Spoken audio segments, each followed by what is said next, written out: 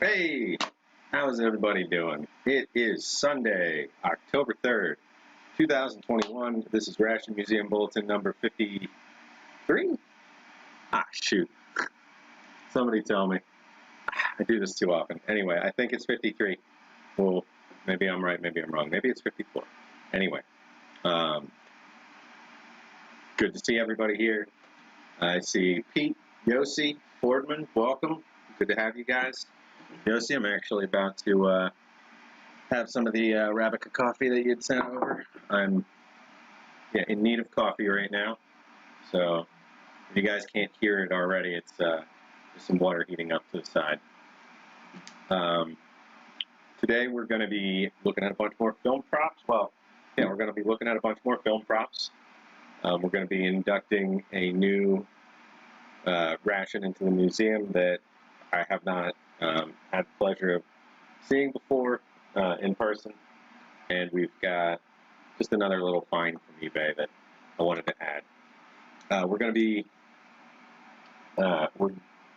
to be eating something. I'm going to be eating something today from 1991. I'm going to let you guys pick from the remainder of the Stampling 91 case that I had picked up, and we're going to do a bunch more cataloging.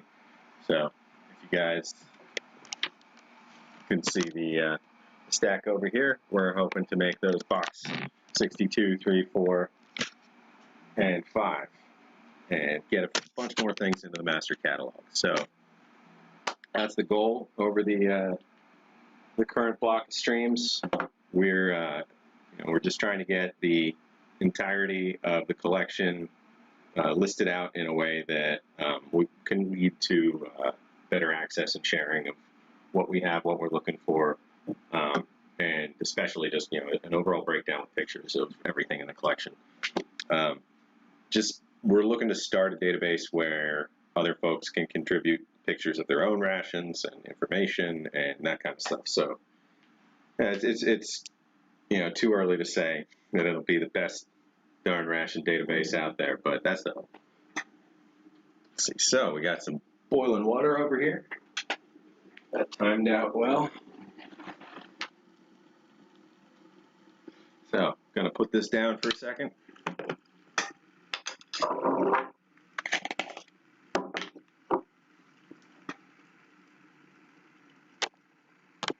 Swap over here.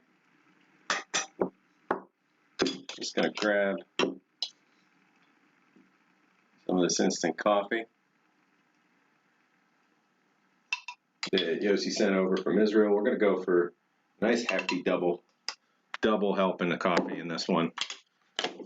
Keep it black and wake up. Use hot soapy water. No, wait, I assume you're talking about something else. Hot soapy water for coffee is not at all a good plan.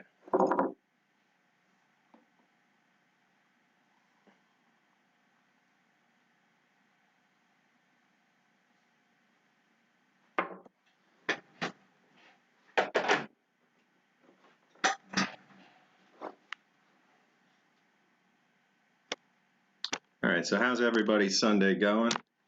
Need to get that propped against something. There we go. There we go. Hey, JW Speaker MRE. Tim, good to see you. Welcome to the stream. Just making some coffee, saying howdies, and getting ready to do some cataloging.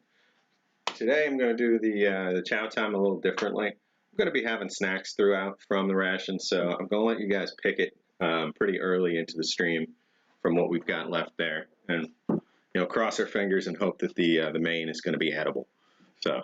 So far so good with the entire case. Let's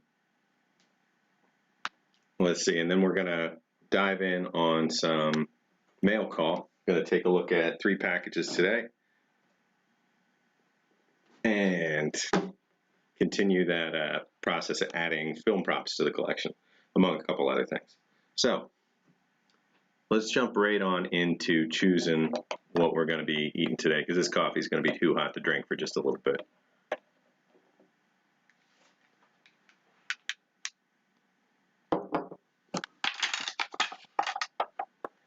Got my tray all ready.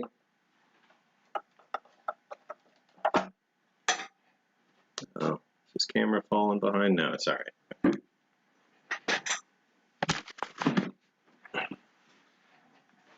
All right, so we're looking at a quesadilla ready to eat individuals.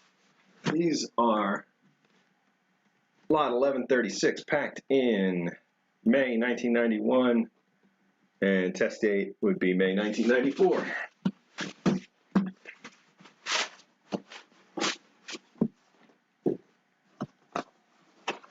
All right, so I'm gonna want you guys to shout out what your favorites sound like when we're going through what we got here, and the most mentions wins. So, hey Oscar, welcome. Good to have you. Let's see. Oh, and did somebody tell me which one it was? I think somebody did. I'm gonna scroll back a second. 54. Thanks, Yossi. Okay, well, apologies and retraction to the beginning of the video where I called it 53 again. I just said this is going to be too hot to drink. Come on, man. All right, give it a minute.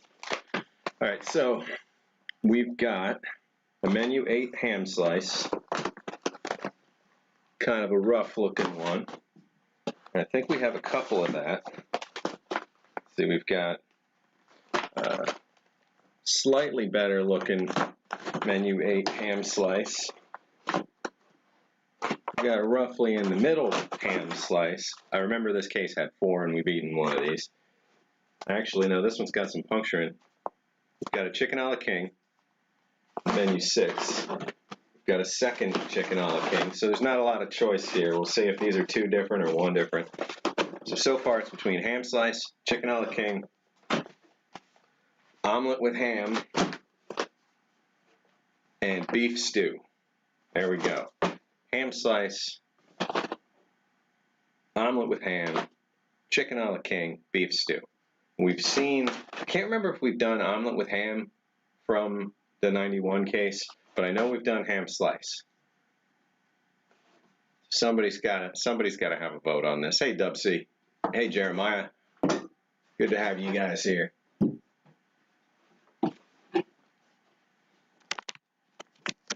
There we go. That's probably more interesting than the ceiling.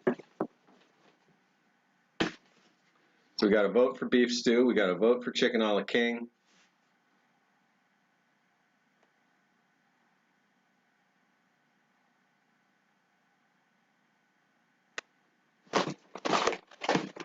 So far, so good, Dub C. Thanks for the ask there. I'm actually, I keep thinking I need to get the chat up on the screen for folks in different platforms and for folks who are using this on their TV and have no idea who I'm responding to all this time. Hey, it's only 50 something streams in, so I'm working on it. I was looking at it right before the stream. Like I always wait until the last second for all this stuff, and you know, get 1 or 2 little things going before the stream. But that was a little much. So we got, looks like 3 for chicken a la king. We got Jeremiah, JW, and Dub C are on chicken a la king. Yossi's the only one pushing beef stew. Yossi, I think it's just going to have to be a la king this time. At least I got some Yossi provided coffee here. That's this stuff, which is fast becoming my favorite instant coffee.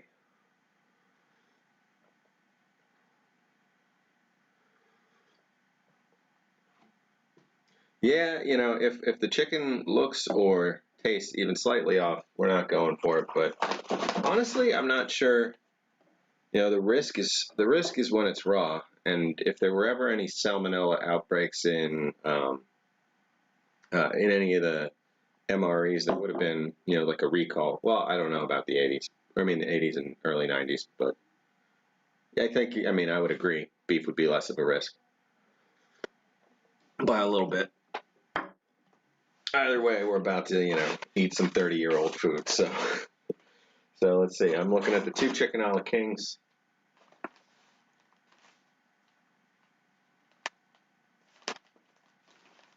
One of them feels a little soft inside, so I'm going to go right ahead with the box looking Sopacco one. This one's a Right Away Foods, and it does have like kind of a soft spot. It's interesting that there's a Right Away Foods and a Sopacco in here, but this box was like a complete mix of random stuff. So, you know, of the same menu, I mean, that.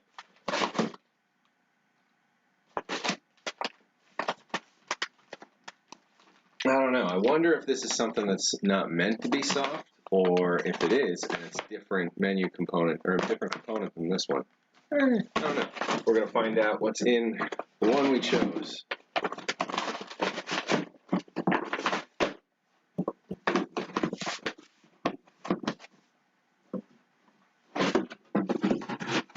Hey, congratulations on that Curious Pete One Average Joe's giveaway.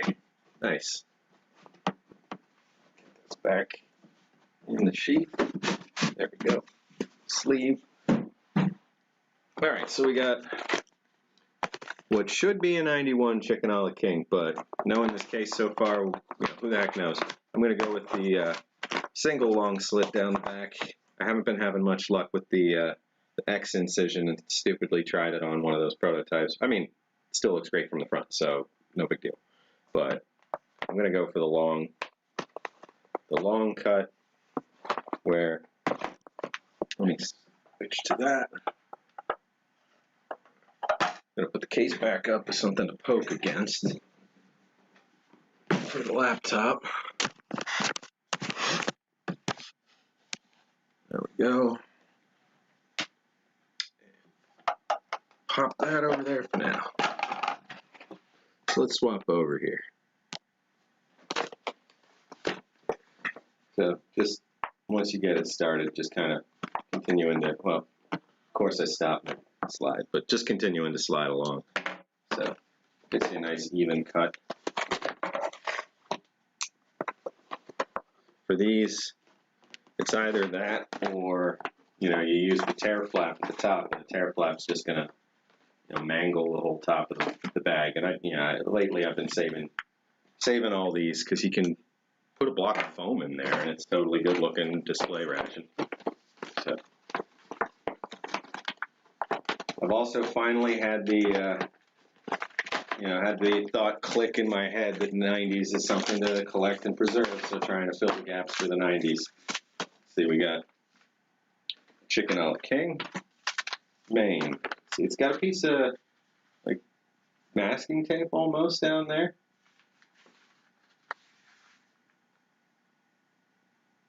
$2215 probably isn't the number on there. 1020 probably is, if one of these two is. So that would be 1991, the 20th day. We've got a 1064 cherry. So we got a cherry beverage base. Like those. Big fan of those. Gonna be insanely red.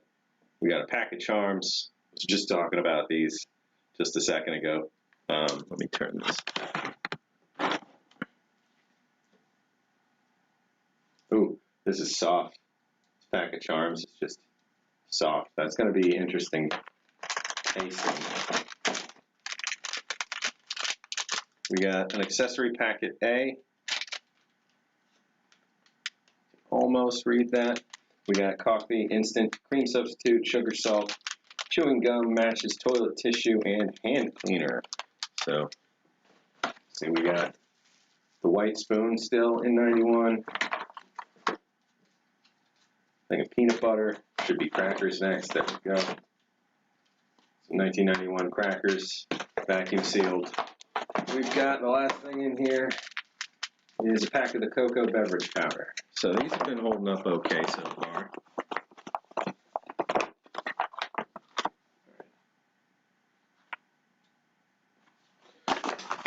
So we're going to put most of this off to the side, but we're going to start with a snack and then dive into the space. Ooh. Well, actually, no, I think I might have said in the description that there is something related to space in what we got today.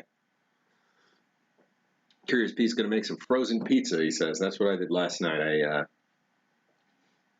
I ordered DiGiorno for delivery. So a delivery service in the area, GoPuff, delivered a frozen DiGiorno that I then, put in the oven and baked. So it's not delivery, it's DiGiorno, unless it's delivered DiGiorno, not delivery.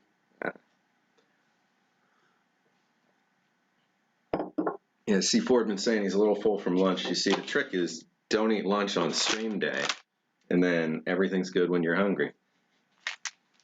All right, let's see. What I'm thinking, I'll do the beverage base with, and the coffee with the actual meal, and I'll do the cocoa now with the peanut butter and crackers. So we'll keep all this stuff to the side.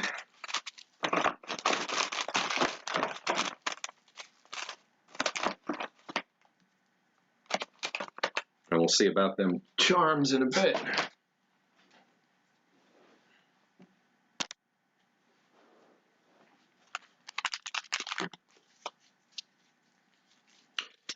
It was I think if DiGiorno had a factory attached restaurant, it could be. But I mean, they make them uncooked. They'd have to master the cooking process. I guess it's not that hard for their own pizzas. They could figure that out. Oh, nice, Yossi. Shame it didn't work out the other time, but I hope you enjoy it.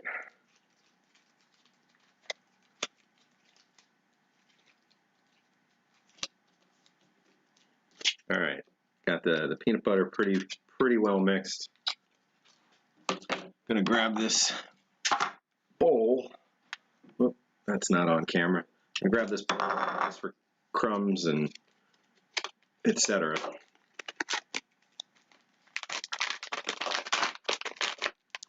Flip the cards if I can.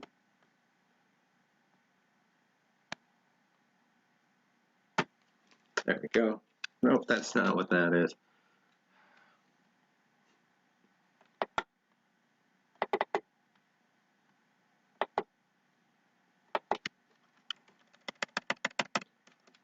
All right, so it's a 1991 number 6 chicken a la king. There we go. That's close enough to centered.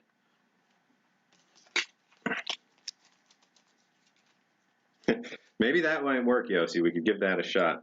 Sending when it's super freezing cold outside. But small amount. We'll see. I got to figure out some stuff for you. Snack package. I've been keeping an eye out. Actually, one of the boxes here, I don't have spares. I can't send it, but it's along the right lines, and I am going to keep an eye out for another set. It's not a secret or anything. It's one of the cataloging items I'm going to be doing for meal religious kosher for Passover. So there's the kosher, there's the kosher meals, just regular MREs, but then there's a separate special set, only made in a much shorter run for Passover. I'm sure you'd be able to explain, the reasons for, different requirements for something, to call something kosher for Passover versus standard, calling it kosher. So I already had that water boiling. I'm just going to bring it back to a boil. We're going to keep doing that. That one's not running.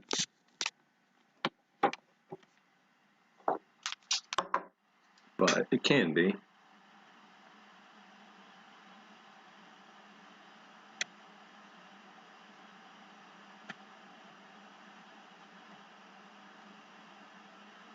Nope, wrong one.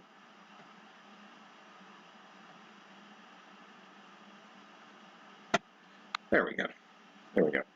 So just gonna bit by bit have some of these. We're gonna have some cocoa and get this stream started.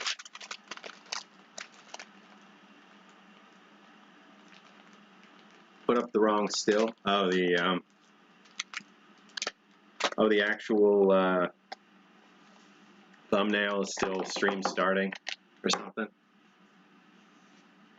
I'll have to figure that out. Thanks, Galen. I'll check into that.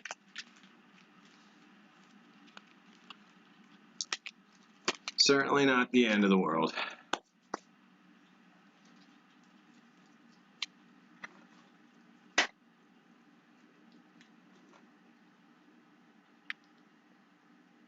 So this looks like peanut butter, which is good because it is.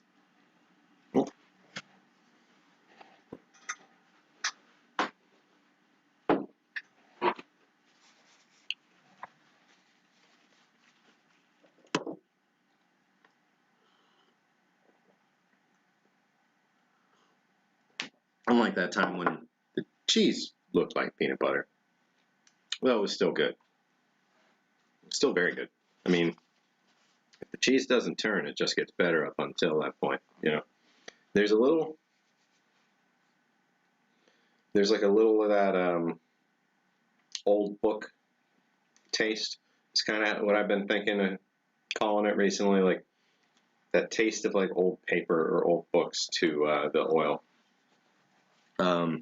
in the peanut butter. So it's not super duper fresh. Nothing seems to be off about it. All right, the water finished. Catching back up. We're gonna hide things on ourselves apparently.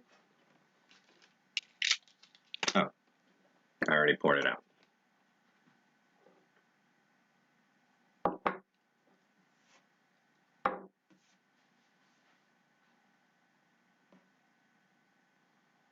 Yeah, we'll have to see. I mean, Philadelphia pretzels. I mean, you can't go wrong with some Philly soft pretzels.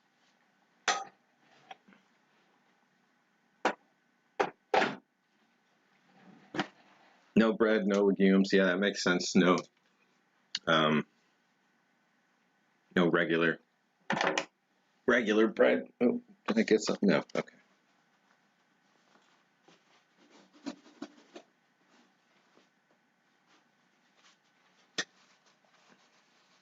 Where's that spoon again? This is going to be some very, very strong cocoa, I have a feeling, because didn't put a great deal of water in here. In fact, I'll probably have to freshen it up at some point because it's going to be more like chocolate milk.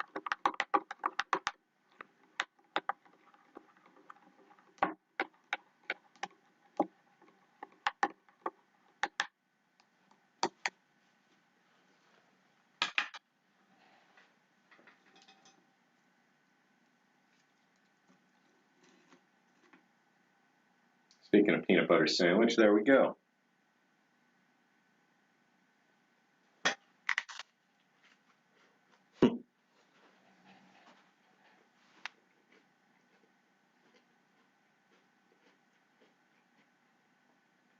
Sorry, it's just the peanut butter wants to stay like liquid form. Goes everywhere immediately.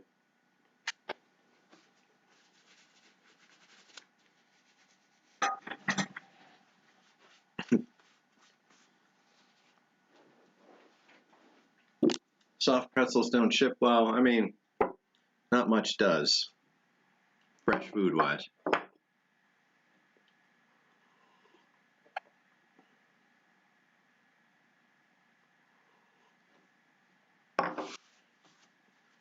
I've never had boiled peanuts. I go down to Virginia every once in a while, so it shouldn't be too hard for me to find some boiled peanuts at some point.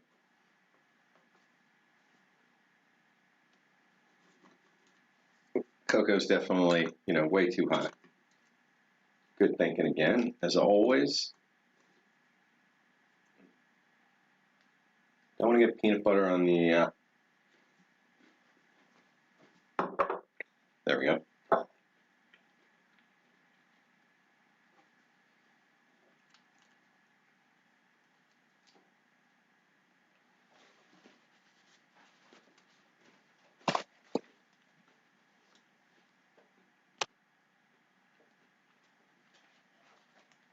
So, while we're working through these and waiting on the cocoa, let's take a look at the smaller package from the start of mail call. Okay, so we got 3 boxes today. We're going to start with the smallest one. So here's the opening.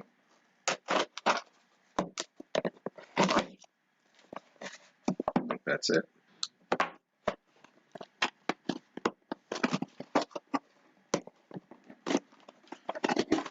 Upside down.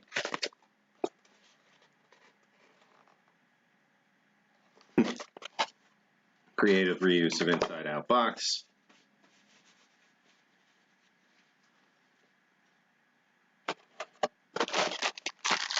All right, what we're looking at here is something that was interesting that I spotted just one of for a couple bucks, so I jumped on it. It's an in-flight dining packet. So it's basically an accessory kit for kind of like the later food packet in flights. It's what it seems like, especially with the contents. So we've got can opener, chewing gum, we've got a drinking straw, fork, an interdental stimulator packet, which is the little like crunch up toothbrush that you got. I'm probably sounding crazy through the cardboard box. Very different. Wasn't thinking there.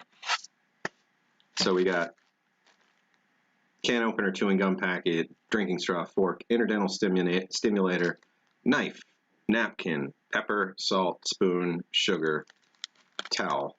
Now the knife and spoon in here, they're pretty substantial, and honestly, it seems like there's quite a few knives. Looking through the side, I see. Let's see. No, I guess knife, fork, spoon. Yeah, that's what's in there. I see a box of Beachies. So let's actually get this over on the other screen.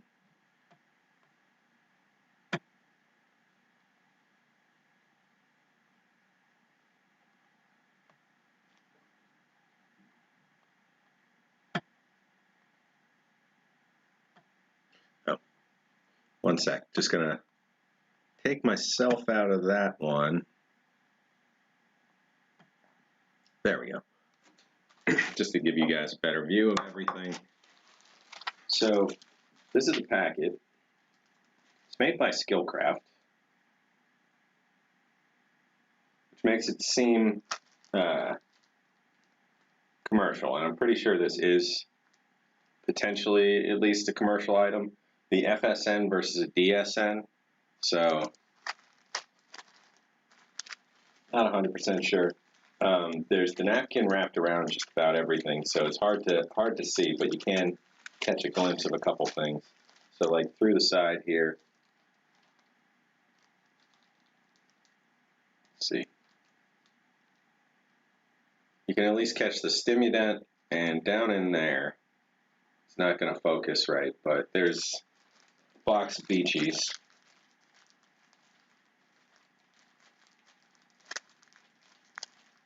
There we go, that's better. So there's a box of peppermint Beachies. There's not just a can opener, but kind of a heavy with the punch at the top, which would make sense with the cans of tomato juice and the cans of orange juice and stuff that came in a lot of those. But the actual food packet in-flight individual had its own accessory packet that had, and it came with a spoon, so it had what it needed. This is a lot more, hefty and detailed. Might have been,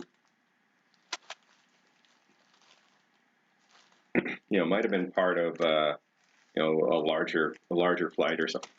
Excuse me. So I'm gonna have to look this up, but this was just one of those, like, $6. Yeah, I'm just gonna grab it, and we'll see what it is later, kind of things. I'm gonna try and eat some camera cracker and try not to get peanut butter all over everything.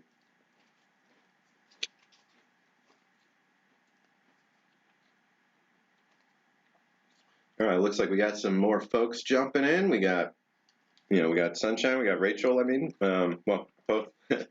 We got Flat Top Dave. We got Bus Stop. Welcome, guys. Good to have you all here. Try and stay dry, at least, Bus Stop.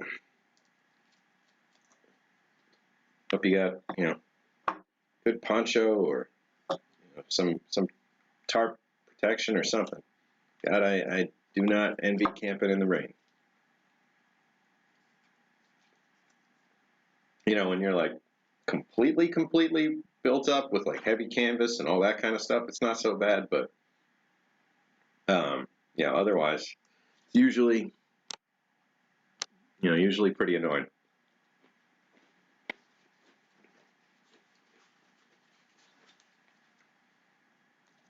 When I was a teenager, I worked at a Boy Scout camp for a while, and we had these platform tents with 4-wall canvas military surplus tents, and so about 3 months, almost 3 months, like 10 weeks, for 2 or 3 years, I think 3.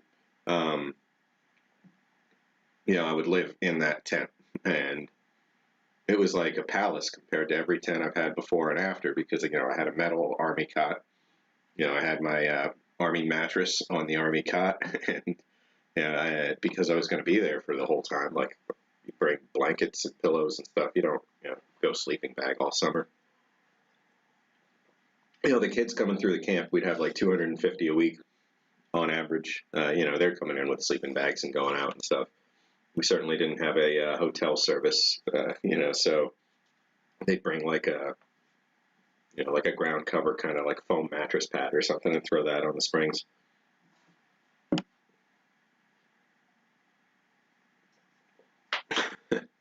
Jose is your buddy today. Flat Top Dave, that kind of self-medicating. I got you.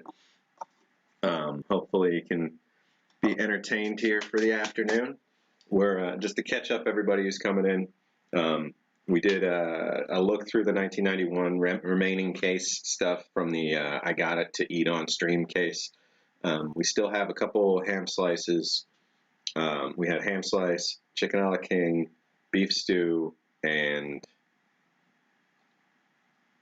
ham omelet. Yeah, omelet with ham. So there was a moment for the chat to decide what to eat, and it was overwhelmingly chicken a la king. It was 4-2, so that's at least overwhelming in my book. So that's what we're going to be chowing on, and rather than do it all at once, I was starting with the crackers and the cocoa, and now the cocoa should be cooked enough, or cooled enough. It was, you know what I'm trying to say.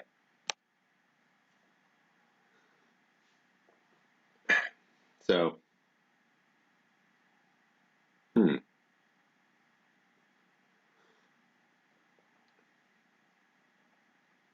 It's still a little too hot. I'm going to put it back down, but nothing wrong with it. Nope, this one's good. And honestly, the strength, in terms of how much water to the powder, I think it turned out really good. It's nice and, it's a creamy kind of cocoa, so that's fine in my book. Just clearing that all up. All right, so that was the first mail call item for today. We've got 2 more. One of these picked up from Oscar. So hope you're still here, Oscar. So this one, certainly not going to do that. Jeez. Thankfully the stream quality shouldn't be good enough to go back and do anything about that. So we got this one. I'm going to cut that off real quick, and then we're going to open her up.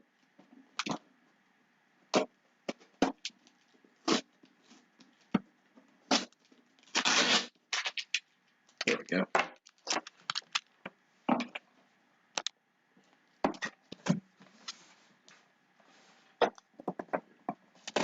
So Oscar and I did a trade for one of the food packet survival abandoned aircraft part 1 and 2 that we had looked at.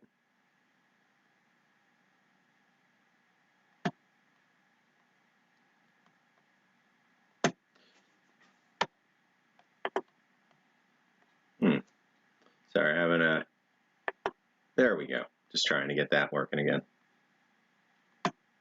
So it was a food packet survival abandoned aircraft parts 1 and 2 traded for, drum roll please,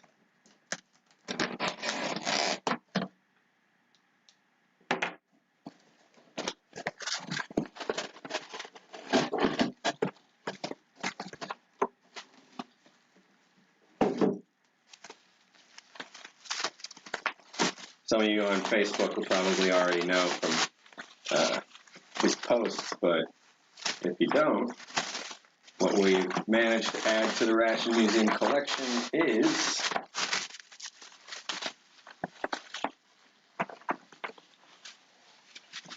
a rare and elusive, let's see, go under the light here.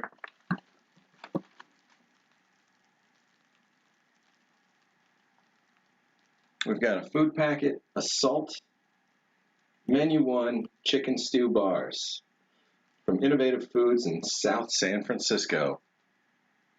There we go, that's clearer. Food packet assault, menu 1, chicken stew bars, Innovative Foods, South San Francisco, 94080. So this is a new one for us, and I'm currently expecting, oh yeah, wow, that is a tiny little slit. Oscar had mentioned there was a slit in the back. That is tiny. I was thinking the whole thing was pretty much open. But speaking of an open one, in the mail is a sister to one of these. Same one, I believe. Yeah, same one that's coming for a separate trade. So that Oscar had taken a look inside of, and I think tried to eat part of. But yeah, definitely looking forward to getting the two of them side by side, so we have a a closed and broken up display between the two of them, which is perfect. This cocoa is really good. It's always kind of like a toss up if it's going to be. Let's see, can I get some focus in there? It's a really nice light color. There's no sediment on top. There's nothing weird about this one. It doesn't have that like burning taste in your mouth when you're done. So another good one from the 91. The candy being so soft is concerning, but this cocoa is a pretty good litmus test. If it's totally fine, I don't think it's been super duper hot.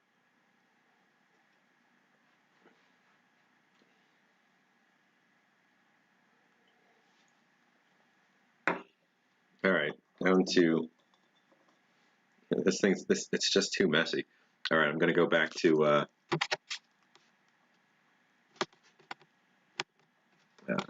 let's see.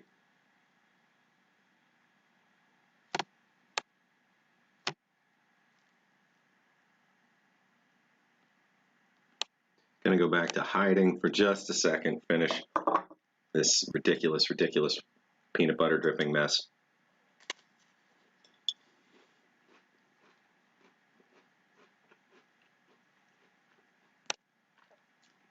Sorry, that's cheating. That's, what's the point? So hopefully I don't get it everywhere.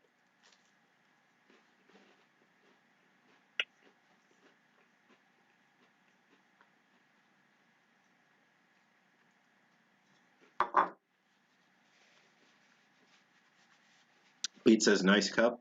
Well, thank you, Pete.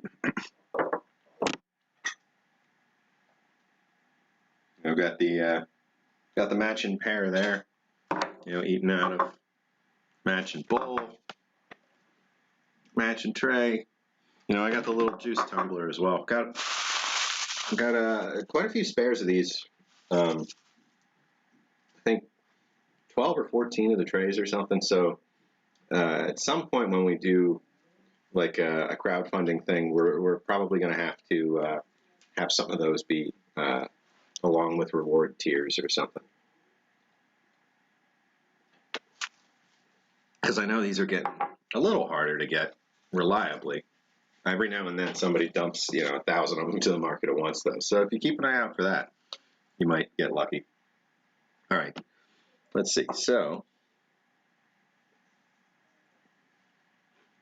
don't want to waste the crumbs. I'm going to put the rest of this to the side. I'll deal with that during a cleanup break. I've got an actual movie prepped for some point if I have to run for a few minutes. Otherwise, I could actually sit and watch through it maybe at the same time. I don't know if I got the audio right. All right, so got some coffee, got some cocoa, got some crackers. Let's do mail call. Or we've been doing mail call. Wake up, brain. All right.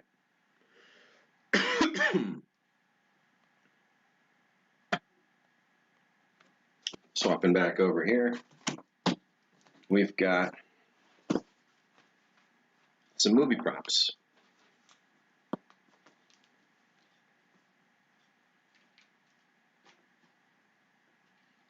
Get some space ready there, and we're going to take a look inside this box. So last week we looked at some props from a much more well-known movie, probably going to be one of the most well-known we find, and honestly, it was just one of those, ask the universe and it comes back immediately kind of moments, where like I've just been thinking about Ration props only really fairly recently in terms of I want to expand it. Up until a couple months ago, I only had the great big D-Ration crate and the other little pieces from the movie Fury. Brad Pitt, Shia LaBeouf, and John Bernthal. Yeah. But now we've got a couple other movies, some TV, and starting to expand on that. So I was thinking, okay, what would be perfect to add to this?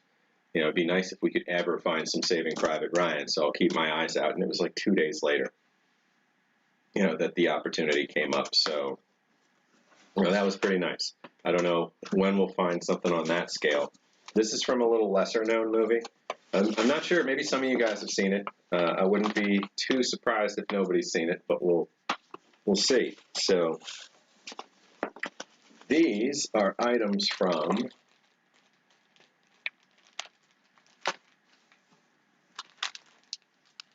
the movie Europa Report.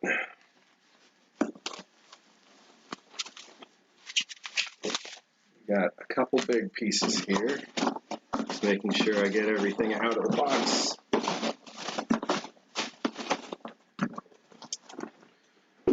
So one item, unfortunately, that I had ordered wasn't actually available, and they had to cancel and partially refund. And it was the thing I really wanted, which was a series of food containers made for the movie. The rest of these items, though, are pretty darn interesting. So let's take a look.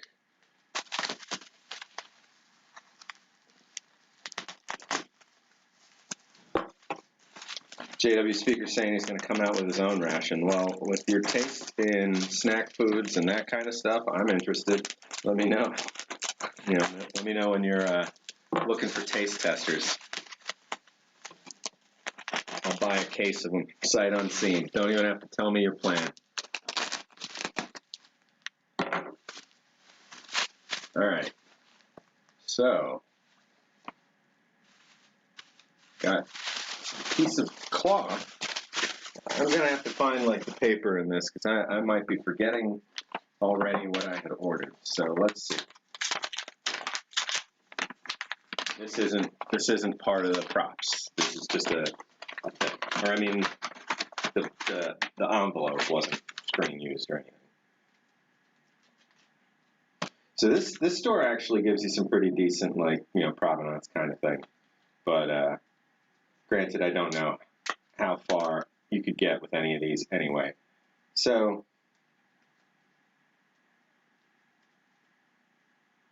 we've got one for everything we picked up. Wait, did that have the items that weren't here? No. Okay.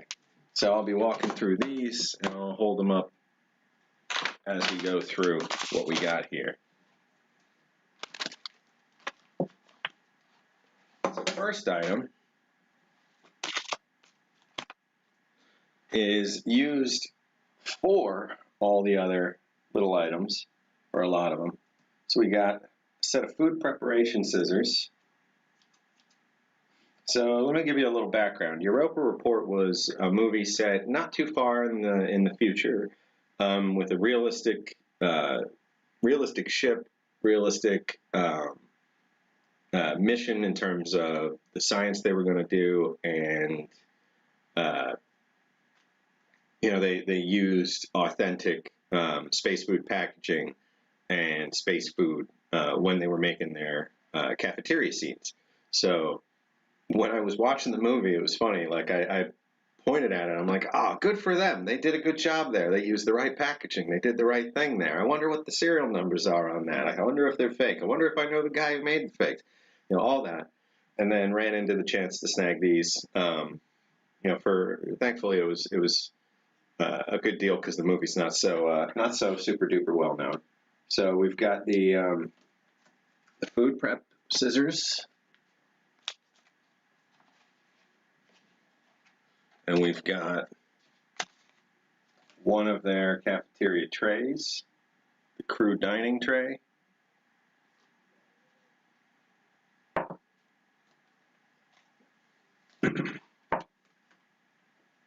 Well, put that under. You can see everything.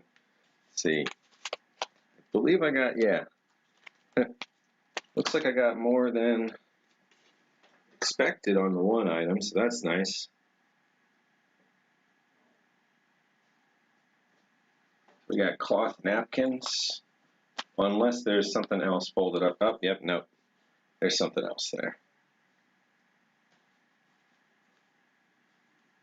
So I guess these are just fabric. I'm not sure. I'm going to keep them with this stuff for now, but this looks more like what that was.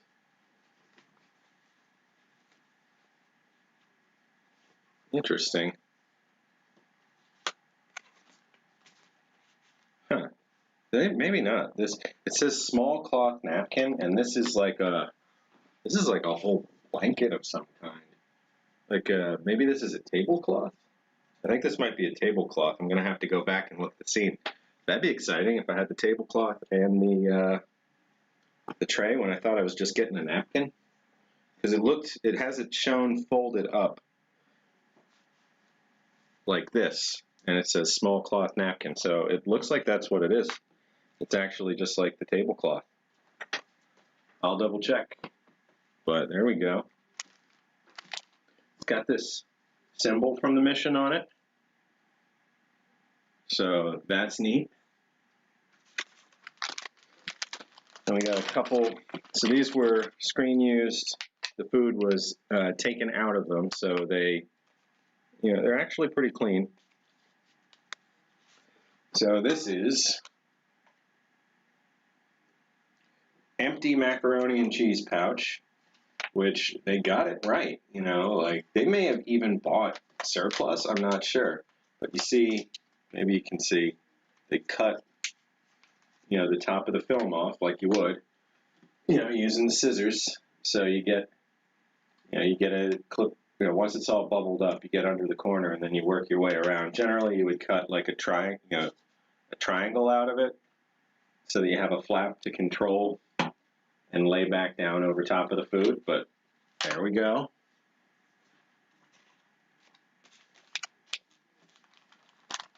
So yeah, I think I got all the tablecloth instead of a napkin. That's awesome. Uh-oh. Looks like, nope, okay.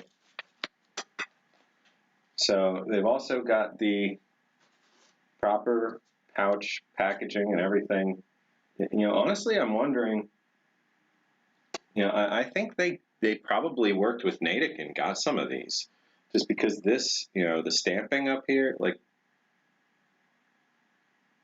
grilled pork chop, You know, it's not a standard MRE, and it matches up with, you know, the tag, which everything about these is right. Certainly you can fake, you know, sorry, I'm saying everything about these is right, but certainly you can fake a paper sticker with a barcode. But having even the stamp on the pouch be right. Oh, and there's the back.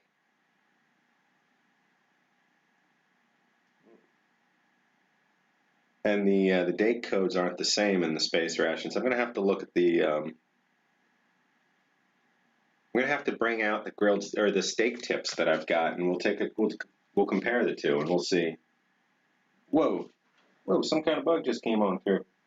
Hey, buddy. Don't know what you are. Don't like you. All right. Some kind of bug just took a drop on through the hole in the ceiling up there. Hey. We are underground in a several hundred-year-old building, so you know that kind of stuff happens. So let's see. Next thing we got is a empty potato soup. So same vein, they cut the top off and emptied it out for the movie.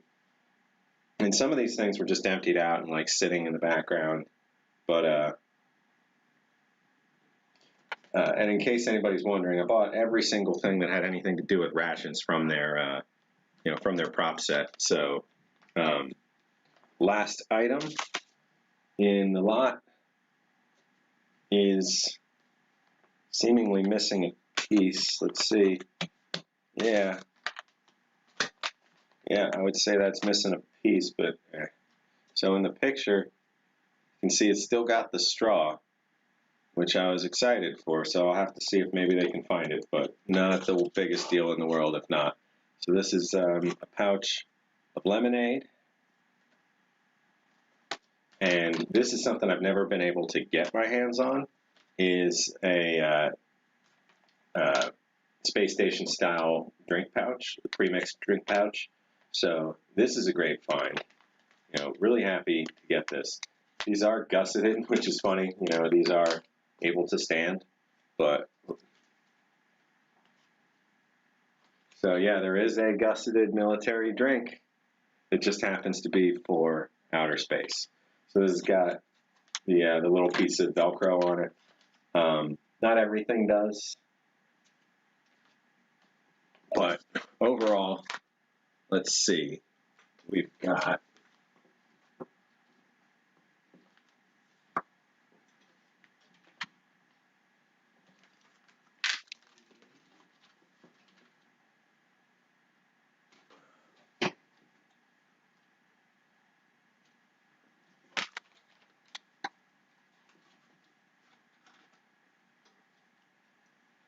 quite a few things worth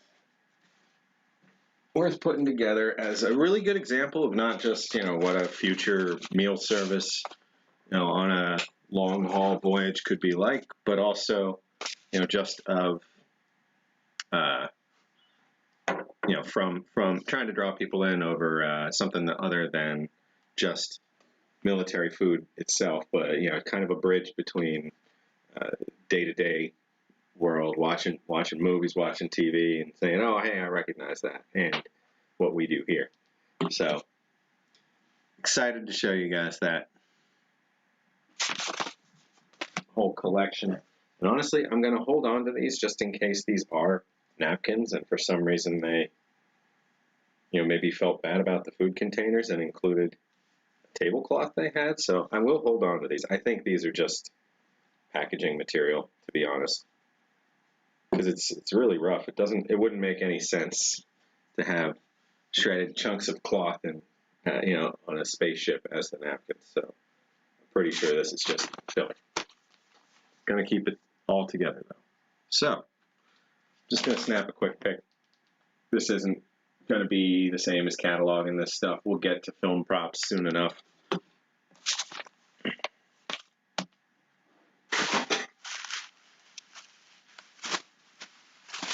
Just double checking the packaging for the straw. Maybe it ended up somewhere outside. Nope. All right. So super happy with that.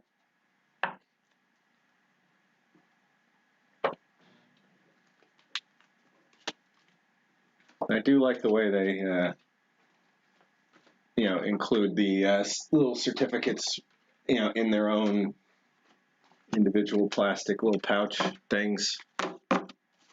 We'll keep them all together with this stuff.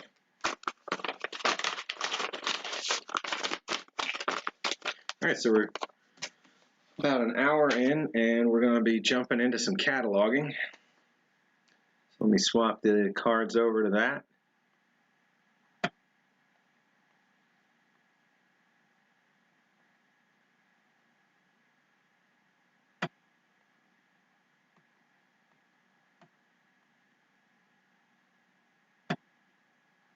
There we go.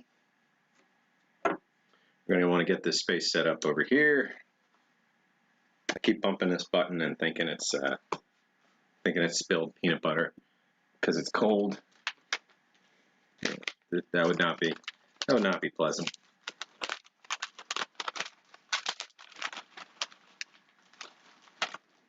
So I mean, like it's not faked. This is the real deal.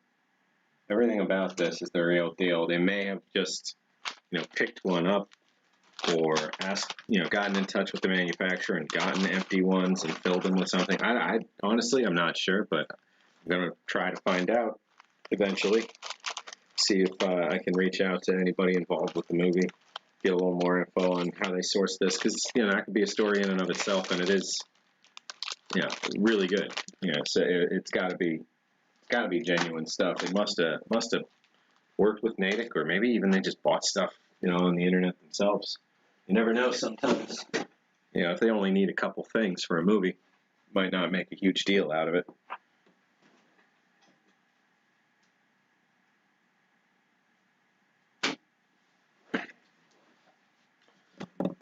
All right, let's see. Part of me wants to do another quick cup of coffee, but I'm going to have a cup of coffee at the end. Yeah, a cup of coffee in the middle. Fire this back up again. Actually, it's still really hot. I think it'll be hot enough. Hey, Rosie, welcome to the stream. And Kaylin, I don't think I got to say howdy to you when you joined up. Sorry about that. Howdy. And do another heavy cup.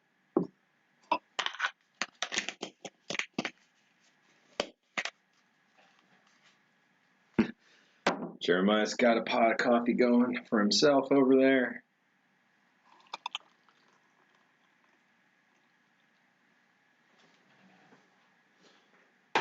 By the time I need that for some cherry beverage base from 1991, it should be nice and cool. And then I can turn it back on to cook the boil-in bag meal. And full circle. Well, I mean, it's the, you know, thermostabilized pouch meal, but we're going to do a boil-in bag this time, is what I meant by that.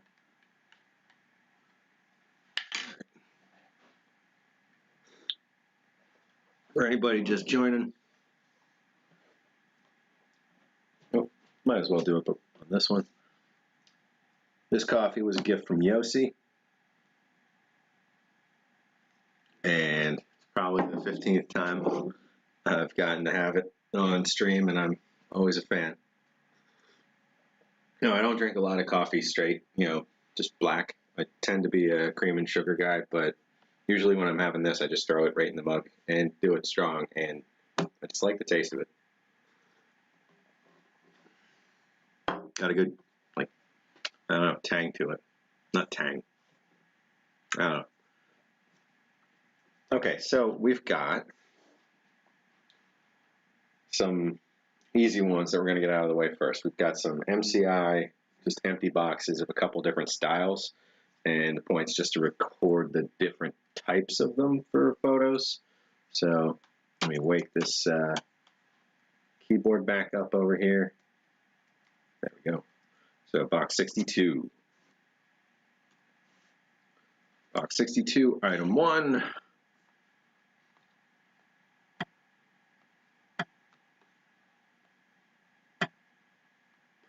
Swap there. Okay.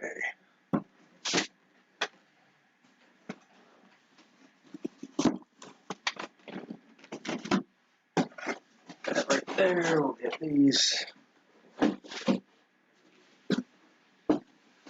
There. Perfect, perfect, perfect.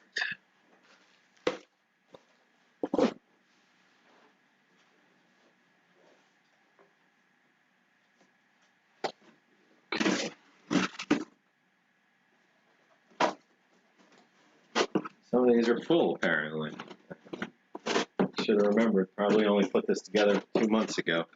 All right, so first one's one of the really long types. So I'm going to pull out one that's what we're used to. So normal MCI, and then early MCI. So this is in between the shoebox RCI stage and the tall box MCI stage that we're used to. It just didn't have any, well, not necessarily. It could still have tall cans on its side, but it was arranged differently inside. Let's see if I can find a quick picture of it.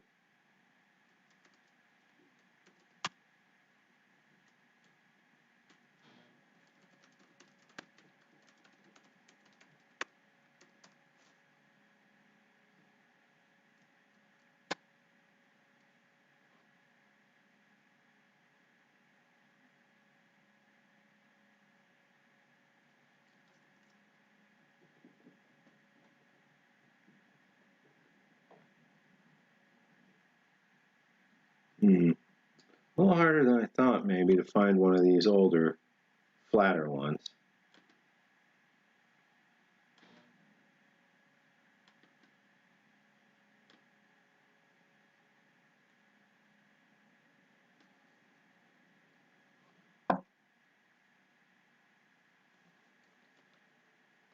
Okay, so this one matches the style from the 50s. Let's see.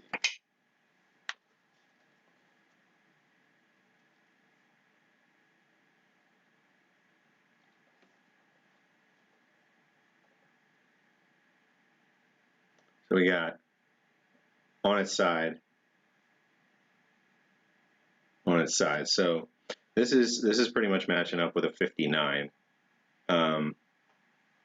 which would have been right around the time they were ending the RCI, and it's looking like 2 short cans sideways and 1 somewhat taller can, but still a fairly squat can, and then like a cardboard frame where I assume the accessory packet would fit in up top, but maybe I'm assuming wrong. There may not have been one in the 59. I mean, these things were evolving over time, so it's always possible that that at that time there wasn't an accessory packet, and that's the kind of stuff that I can't wait to get like officially written down in one place so that it's not, oh yeah, I think that's in a PDF somewhere from whatever.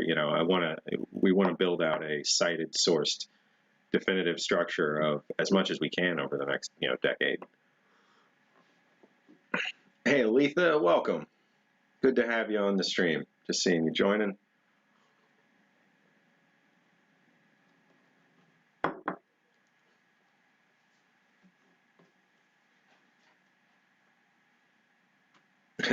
Everybody's kind of clustered right now. Pete, Aletha, Jeremiah, you're in this part of the country too. I'm sure you've told me that. I mean, or wait, or are you guys all in the same place? I don't know, but just the fact that we're all like in such proximity is pretty darn neat. Hey, G Schultz, welcome to the stream. Good to have you here. All right, so we're just looking at the difference between like the standard look of the MCI that we saw for so many years, and the very early, like the 1959 is what I believe this one to be, look. So this is just an empty box. It's not in the best shape. It had some damage when I got it already. Just chewed through, kind of missing corner, but overall, looking pretty good. The stain isn't something that soaked anything in and got crunchy. And I know some of you guys might know what I'm talking about there. You know, when you have a like a bad leak in one of these boxes, and all the sugars crystallize inside the cardboard, so it gets really, really hard, almost like glass, and you can just break the cardboard accidentally pretty easily. So thankfully not in that state. We're just going to snap some pictures of this.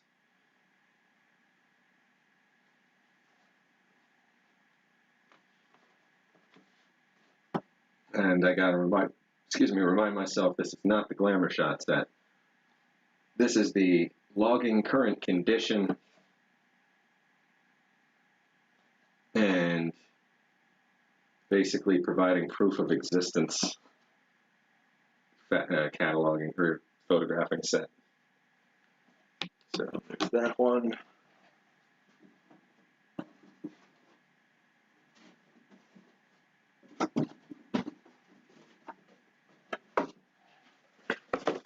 That's a pork steak.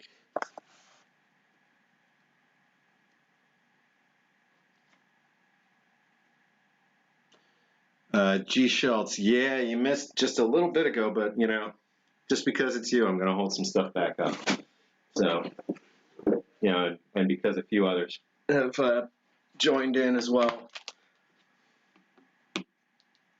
So, we started with a pair of scissors for opening meals, and then looked at a couple opened meal props from the Film Europa report. We had a gusseted ISS drink pouch. You know, they could technically stand on their own. Got a piece of Velcro on the back there. Have an empty macaroni and cheese, freeze-dry meal pouch, and 2 thermostabilized pouches with matching contents written on them, both of which are non-standard menus that are available or were available as selections for the ISS. So quite possible that, you know, there was some level of partnership or collaboration from Natick when planning the meal scenes for this, or from NASA directly too. You know, not sure, but when planning the meal scenes for this movie, they did a good job and they found the right things. And these aren't remakes or reproductions; these are original. Definitely, you know, the actual pouched meals. As far as I can tell, there's nothing. I mean, they'd be perfectly reproduced. So it'd be cheaper to get real meals. And then cafeteria tray. I'm not sure if they selected these generically from somewhere or if they designed them. I assume they are generic. And then a whole tablecloth. It was listed as a cloth napkin, but this thing's, well.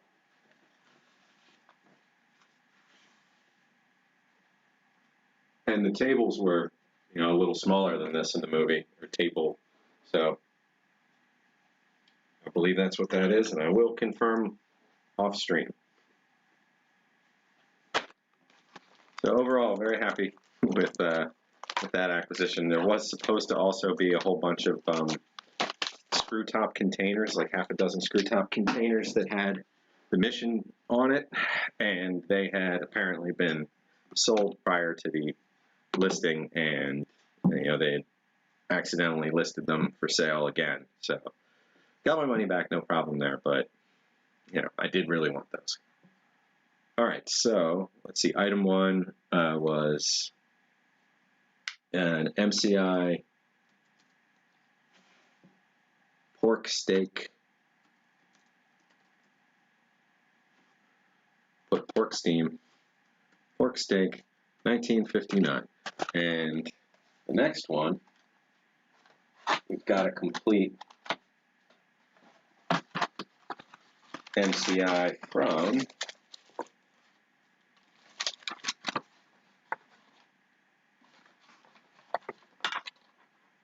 Fruitcakes.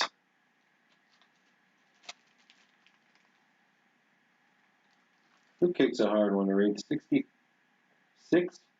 Yeah, it's a 65. No. It looks like the numbers are more correct that way. Looks like it says 09059. But then that other side has 43 facing up. This is definitely not a 1943 fruitcake.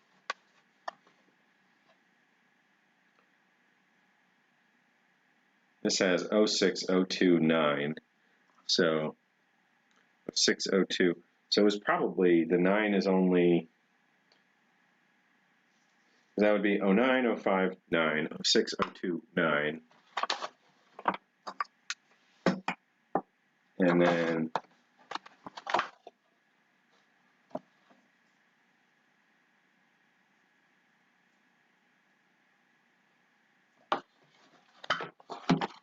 that beans with frankfurters and chunks and tomato sauce looks like it has a 4-digit code. I think this is a 1979, to be honest. I'm pretty sure this is a 79, and that code is a 9010. The paint around it is bubbling up a little bit. So we got a 9010, frankfurters with beans. And there's our confirmation right there. 679. So we got ourselves a 1979 MCI. Really nice condition example here. Regular accessory packet, white spoon, just like we saw with the 91 MRE. So what you're seeing is, you know, probably one of the earlier instances of 4-digit date code, starting with the year as a number. Which definitely interesting to see that. So we'll put the B unit. B unit's got crackers, cocoa, and beverage powder. But the accessory packet also has, let's see, matches, chewing gum, toilet paper, coffee instant, cream substitute, sugar, and salt. There's a Delta packaging and a Compact exterior. So Delta Pack on this, Sopacco on this. Eunice King's Kitchen, that's a normal one. Kern Foods for the smaller can, it's a seedless blackberry jam, comma seedless, comma blackberry. So we'll do the whole thing here. This is not what I should be doing. This is definitely the long version of this, so I'll only do it for this one, which will be a nice. No, I won't. When we come back and we do the proper photography of this, we'll cover it. Until then, I'll take a shot from a set of shots from the outside. You guys love when I contradict myself like 10 times back to back, right? That's like your favorite part of the whole experience, because that's what I'm doing right now. Just going to keep doing that unsure, non-committal, bounce around thing. Everybody loves. All right, so I'm going to snag some pictures of this. Canadian paper towel. Canadian paper towel.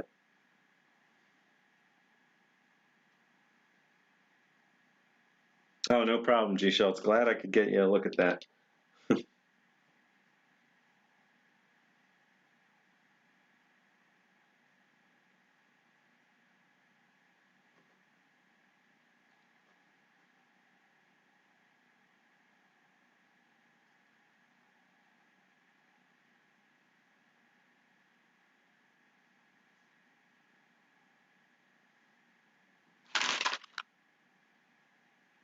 These are always a treat to try and picture or get pictures of the accessory packets and stuff.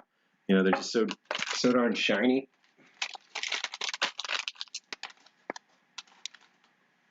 Kind of have to like sneak up on the text and trick it somehow.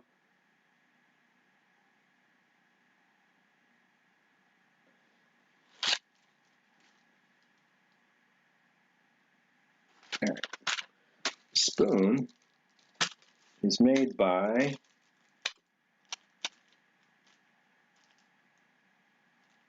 I see NIP.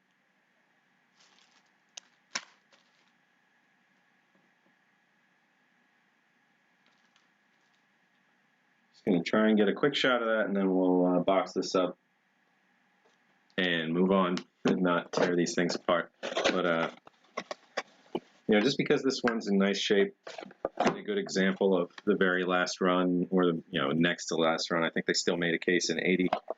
You know, I thought, let's get some nice pictures, or let's get some pictures while it still looks this nice. Gonna have to empty it. You know, Frankfurters and beans, that's not gonna stay unswelled with nice paint on top forever. I'm sure there's already some part where in the punching of those letters it's probably starting to leak through, because that's kind of what happens there.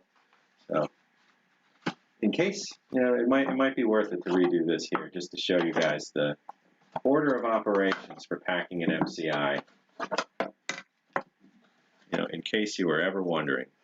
All right, so we're starting with an empty box. We're going to go tall can on the left.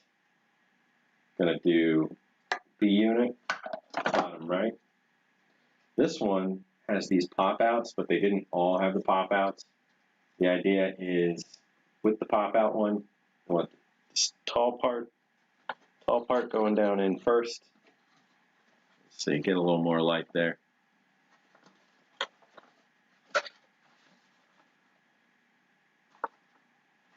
And then you put your fruit cake, you know, your bread product, your pound cake, your fruit cake, your what have you, your nut roll.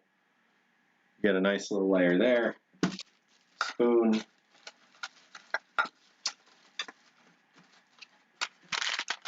And you fold your edges in on your accessory packet so that you can kind of form a little shell around the edge. And there you go, sealed up. Nice and neat. So just going to get some pictures of the outside of this one because it's got staining, but the staining was from something else, you know, some other adjacent package.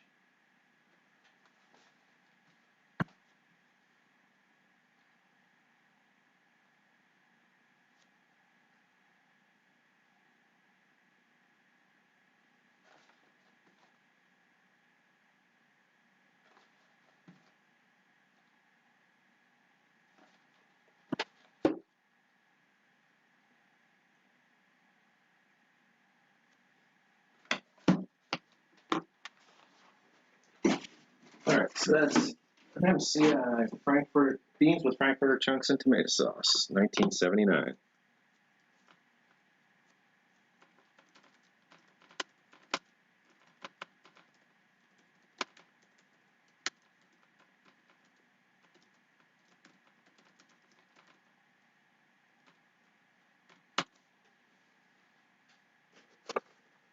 So then we've got just some boxes here. We've got meal, combat individual. We've got, you know, almost looks like an unused box, which, you know, the funny thing is it probably is. And here's why. There were a lot of boxes towards the end of the run that were still sitting around in packing facilities. And when they were starting to pack MREs, they didn't have the inner sleeve for quite a while. And you could see MREs through the slot if there wasn't an outer sleeve. So they would take pieces of cardboard, you know, namely these, still flat, unprocessed, you know, flattened out, never folded up, I mean, and just lay one at the bottom of the case and then lay another one on top when they're sealing it all up, so that you'd only see cardboard through the slot. And, you know, that's how I've stumbled upon a handful of these boxes in perfect, never used shape within cases that I'm opening up. And certainly, you know, nice to keep them separate. Or I mean, nice to have, not keep them separate, nice to have nice examples of unused, super clean boxes. So I'm not going to have a year on this, but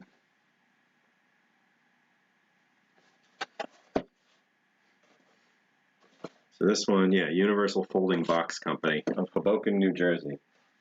And then this one's been used, it looks like, probably. There's some staining, there's some crunching. So just as a side-by-side.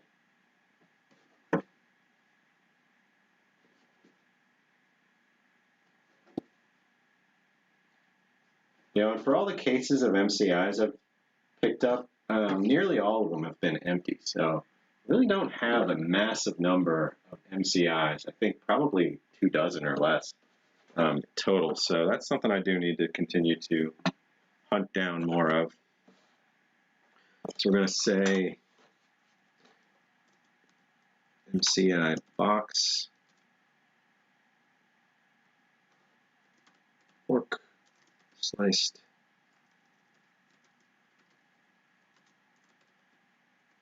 cooked with juices, unused.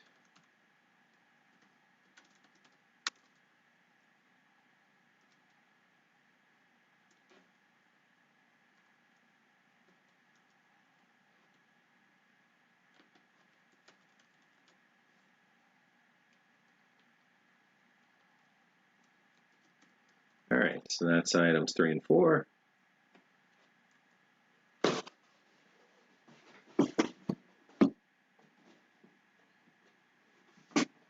These are some earlier 60s. So when we got to the taller, normal size boxes. So same dimensions as these, just different label styles.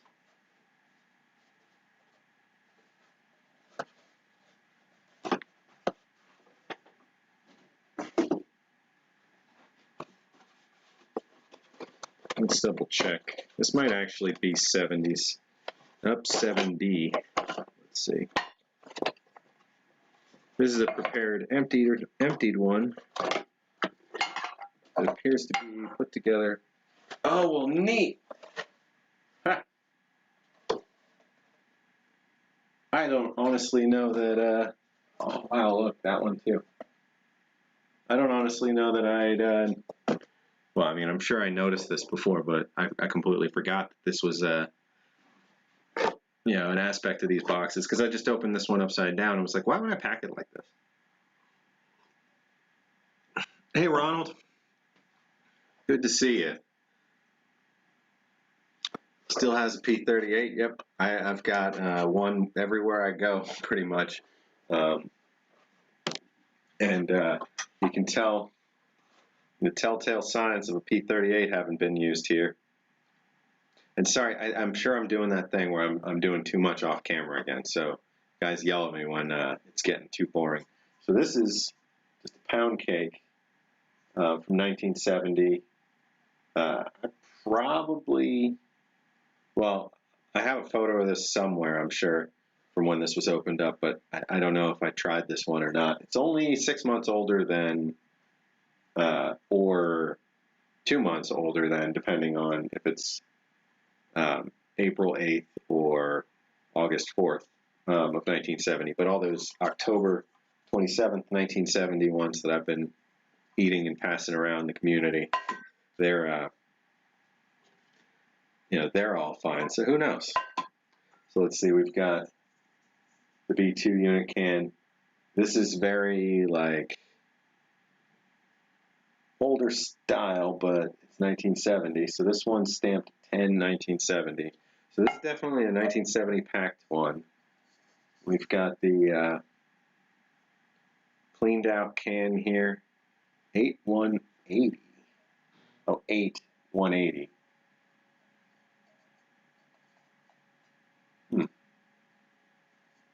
Not sure. Beans with meatballs and tomato sauce.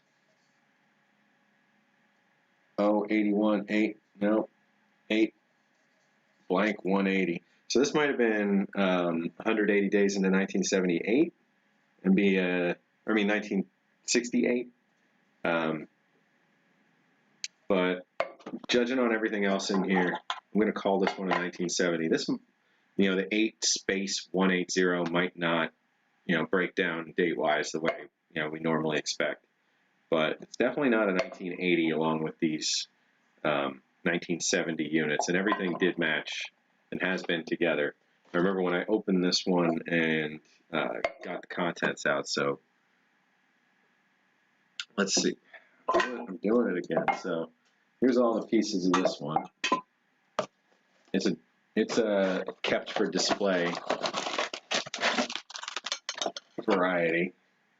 So we've got the packet. So this is 1970, so that would mean this has got cigarettes if it's a 70. So it's been opened. Like I said, this one's for display overall. So let's see what we got. Got a pack of Marlboros in there. There are Marlboros in there, so the display could actually have them laying out. I'm sure these are... They smell good. I'm sure they're dry as heck. I'm going to keep it in there.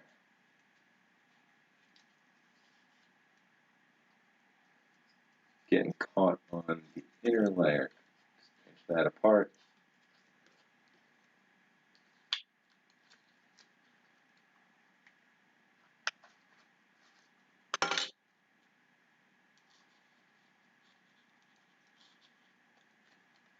Come on now.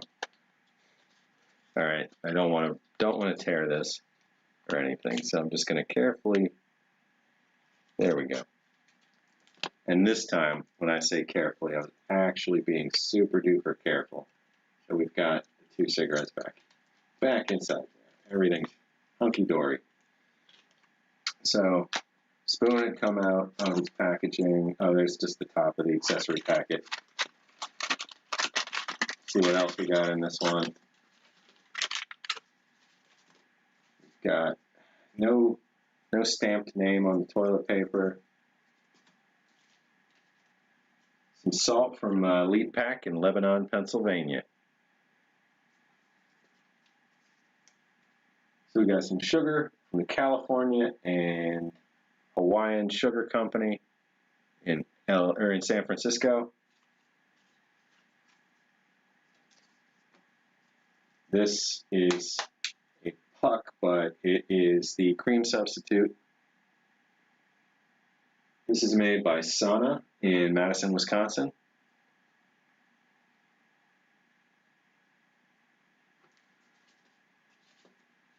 And likewise, the coffee is solid. You know, not going to bend too hard because it would snap with enough pressure. So this is 2.3 ounce net with ascorbic acid. So this is the spray stuff. See, this is distributed by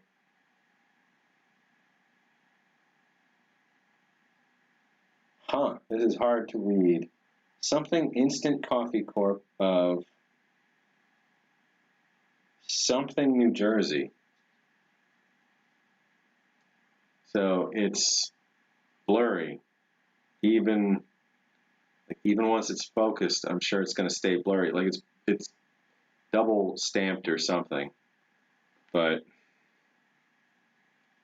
might be Palmyra, New Jersey.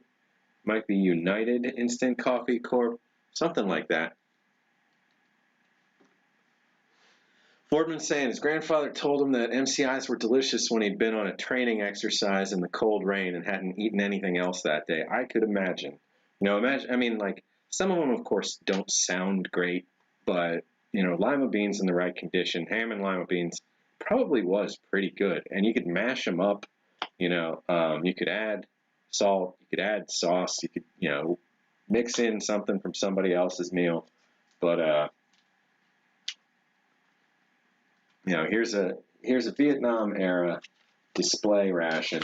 You know, granted, again, did not open it myself right now. This has been opened and emptied long ago for preserved long-term display, so that this won't get any worse just sitting. You know, but imagine, you know, you're like, a lot of these are really, really good sound, and you're getting back. You've been, you know, just cold and wet, and you know, you've got, you know, your stove going, and you open up the top and you're sitting there chowing down on some beans with meatballs in tomato sauce. You know, it's not, you know, it sounds pretty darn good, you know, especially when you're cold and hungry.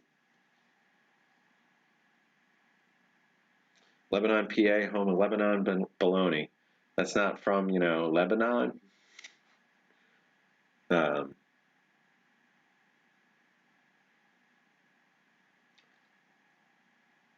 Ronald's saying he warms them up in his deuce and a half. Wait, you got a, what is that, an M31A2? Am I thinking the right thing? M31A2.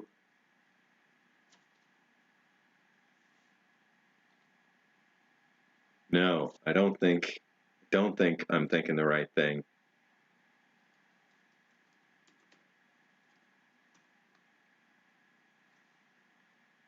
What did I get wrong there?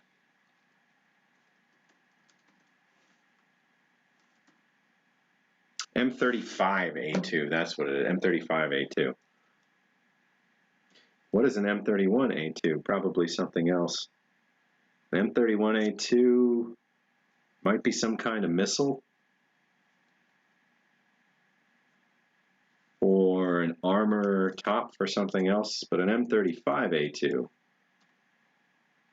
Yeah, M35A2 is the deuce and a half cargo truck. Boy, howdy. Do you have a multi-engine or a multi-fuel one? Like, do you actually have one, Ronald? That'd be pretty awesome. And if so, is it the multi-fuel? Like, can you give it, biodiesel or, white gas or kerosene or, whatever? Oh, no, not the multi-fuel. Or don't have one. Just joking. So let's see. I'm going to record this one. This is item 5. This is MCI display ready. Or no, I'll put that at the end. MCI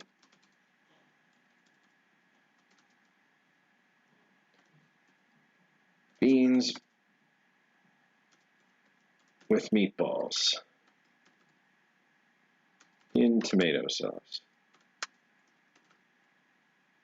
1970, display ready.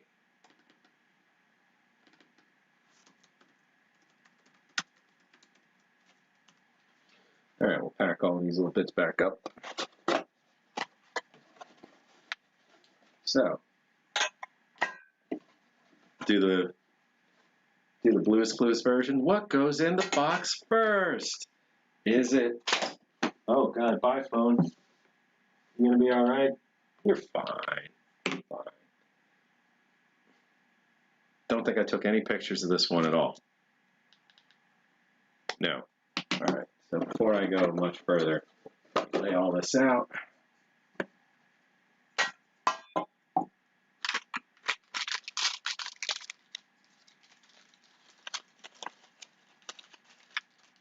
This is that sort of pinkish looking accessory packet. I wanted to say Cadillac Foods, but it's worn off, so I'm not sure. A different style divider. So this is just laying out all the bits.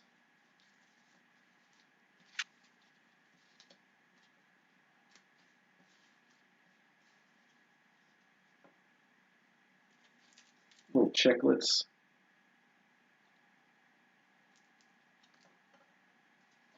We got the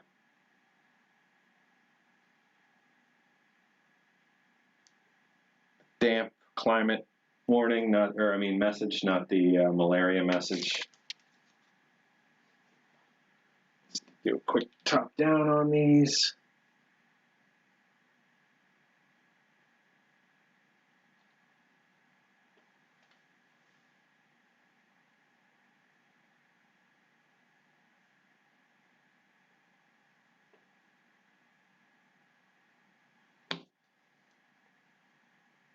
All right, call that good. Let's pack these up.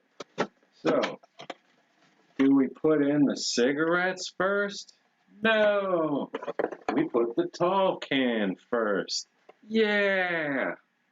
Okay, then we're going to put the B in it, down on the side. Let's see, now we want the cardboard. So this is another style. You might see it flat, you might see it crumpled up, you might see it jammed in just like that. So there should be 2 bends in it. And it's, imagine just like the other one, except there's nothing on the top layer on the one side. So we're just going to go in straight down on top of the B unit. And we're going to pop this up there. And honestly, The height difference tells me there probably was, along with this, it seems likely there was like a cheese or a jelly or some kind of spread that either leaked or is gone or got eaten or something, but it will still display very well. So we're going to put the cigarettes and bits and pieces away.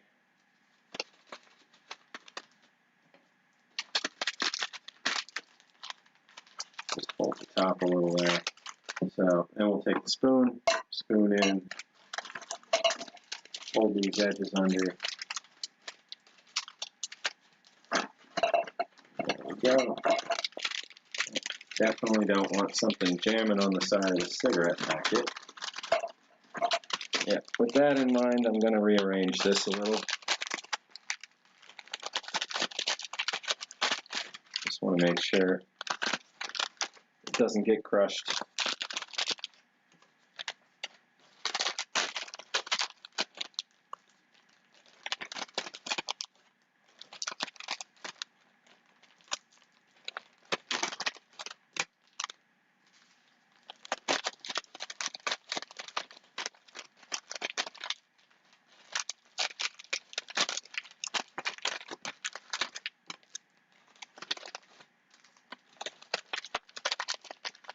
All right, I think that'll work out. Yeah, that makes sense. Get some pictures around this.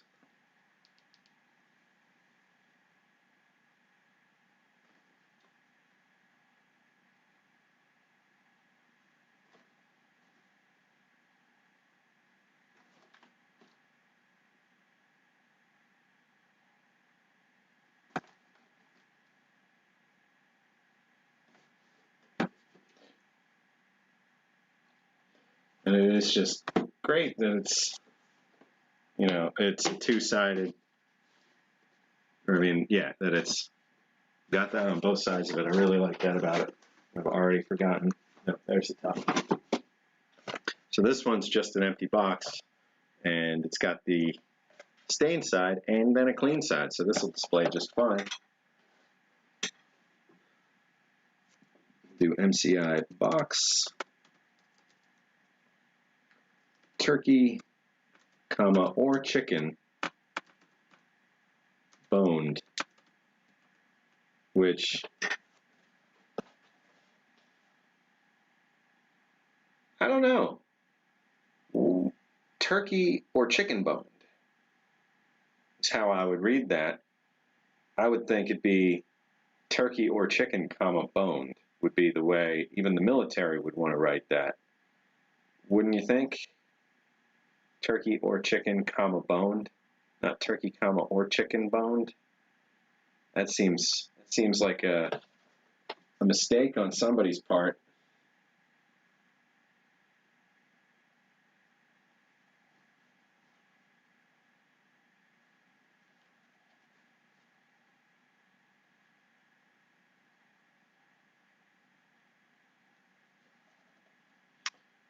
Ronald, was it a nice jump up going from MCI to MRE?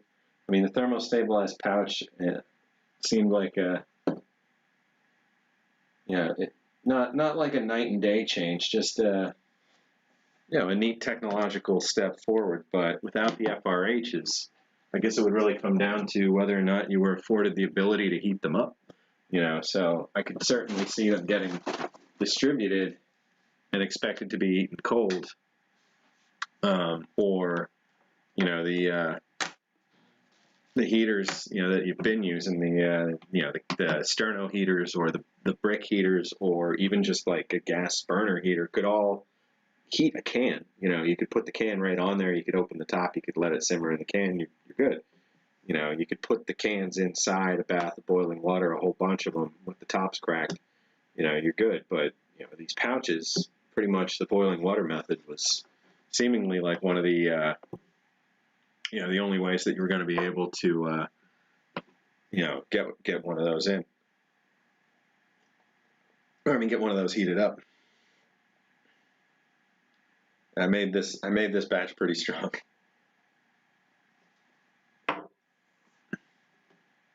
All right, so that was an empty box, item number 6. So there's 6 total in this one. We're going to move on to box 63. And I neglected to bring a pen to properly label these boxes, so I'm going to have to be right back. 1 second, guys.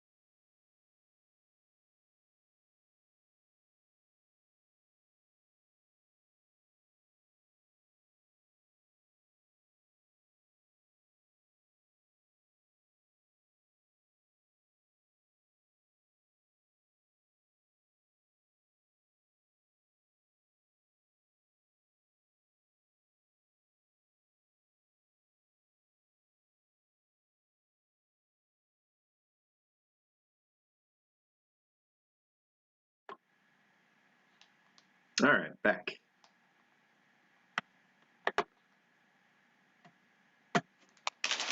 All right, so this is from JW Speaker MRE a little while back. I just needed a quick snack while I was up and about there, so I had to go get the Sharpie to label box 62 and then box 63. So, ooh.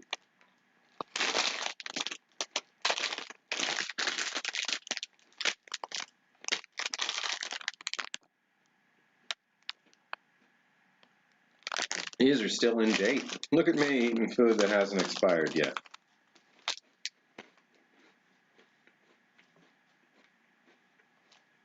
You got Smokey. Smokey, you keep saying that. I haven't started at 5 in like 6 months, maybe 8 months. I started 3 every single time. Sorry about that. I should say that in the tweets or something again. But I mean, don't feel bad. You can certainly show up at 6:55 and say hi, bye. You don't have to. You don't have to. If you're busy, and I know you're busy, don't ever worry about it. But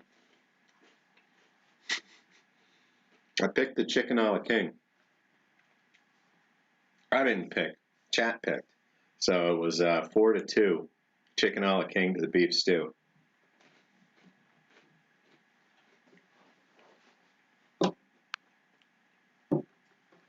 Okay. So we are currently doing some excuse me. Currently doing some cataloging. We just finished up box 62.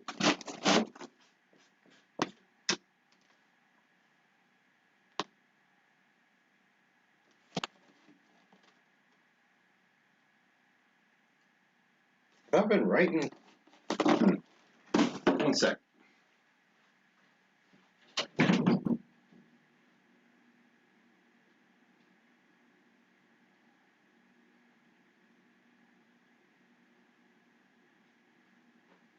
All right, back.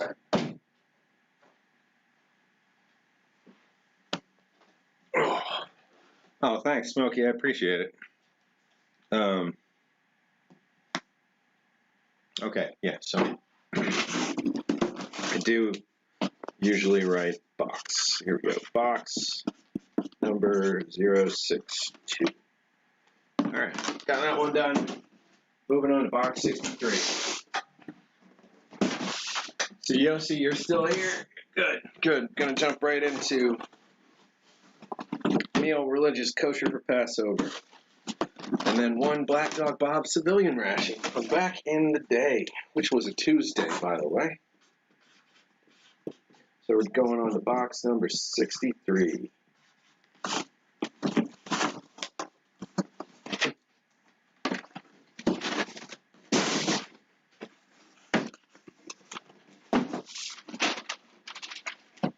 Start with Black Dog Bob one.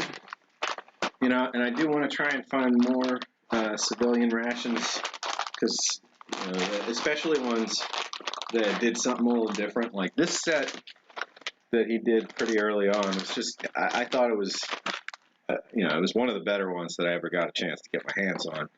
And, it's a shame that they didn't get produced like this permanently, but had the MRE Star components, had really well, I mean, the Minotaur stuff and the MRE Nation stuff is all extremely good.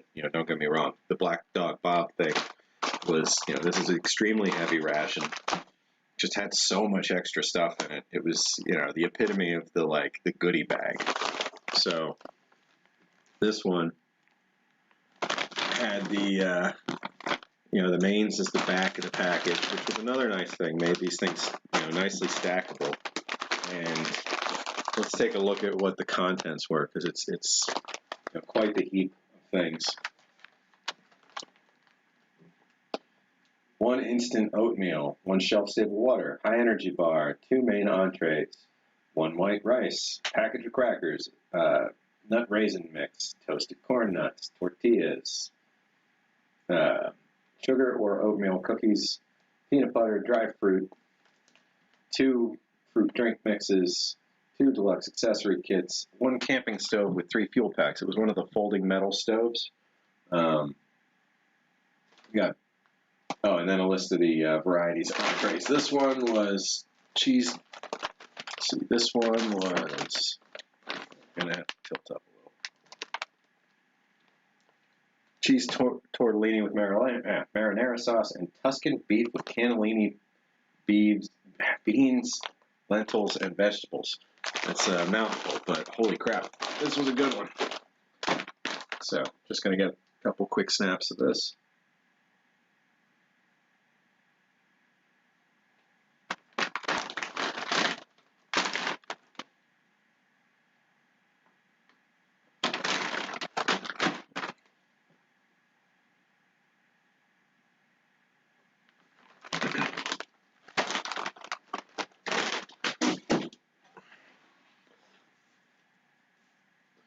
'63, item 1, Black Dog Bob Survival School,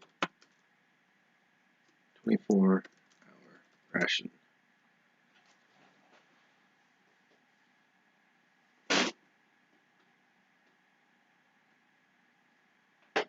Or I guess it wasn't, Bob wouldn't have been a Black Dog Survival School. I mean, it is Bob, but I mean, that's not in the name of the ration. Alright, still got plenty of these. Right, Yossi, and you're always here till the end.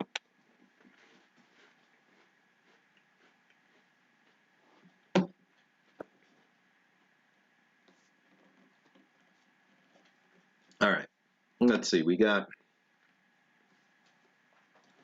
4 of these.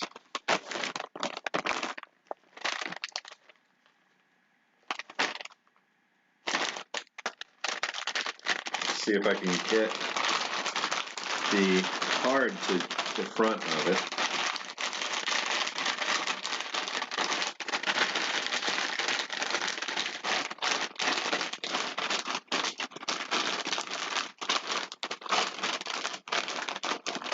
Alright, so here we go.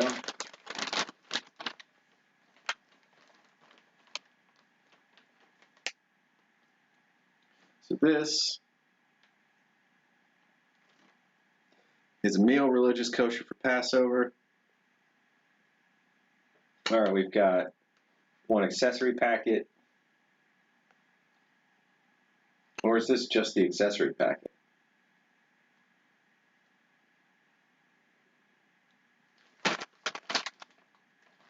There doesn't appear to be any mains in this one.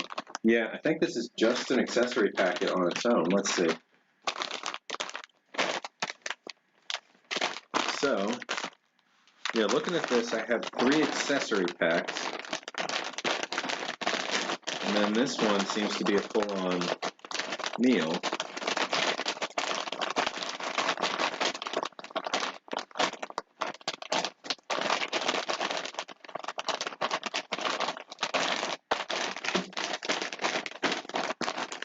So this one's pretty light. You know, this one on the right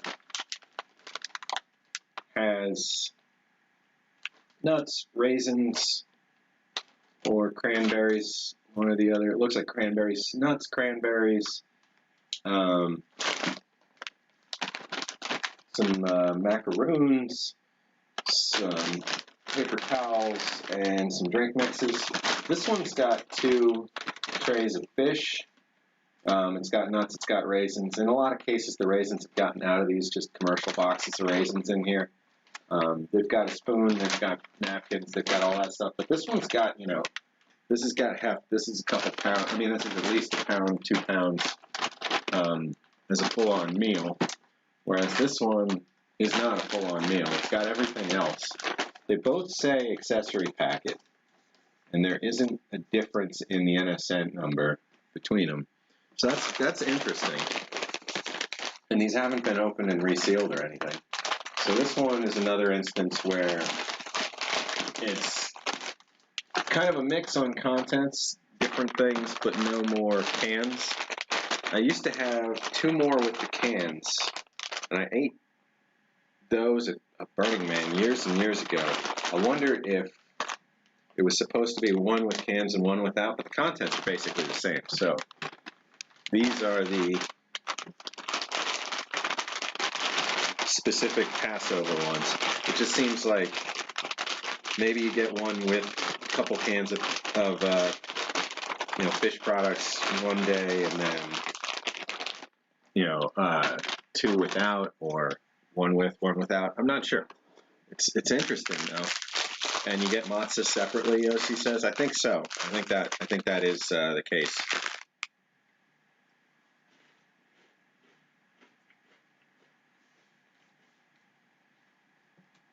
I think I fell behind on chat for a bit there.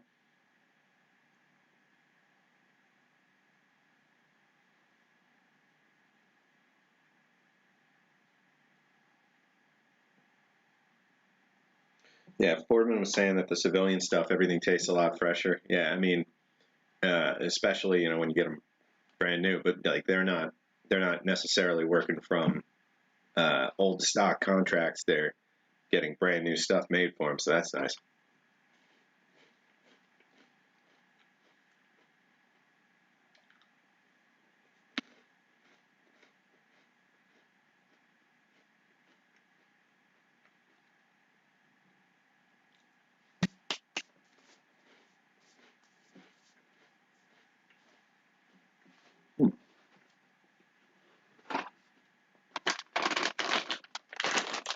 All right, so go through these as best I can, trying to get the whole label in there. Commercial resale is unlawful. U.S. government property. So, yeah, these are definitely the official military issue versions of these, and they do look a lot like, you know, the go to war kind of stuff, where it's off the shelf things, you know, kind of bagged together without the intention of them lasting a great deal of time. But in this case, we're, you know, it's not. Well, no, actually, no. That would be the same with the GTWs or the you know, AKA the Jimmy Deans. You know, they're also not meant for commercial resale. They're all going to have national stock numbers and you know, DLA numbers on them probably.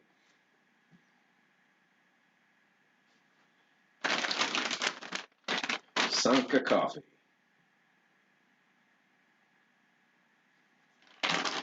So let's see, this one.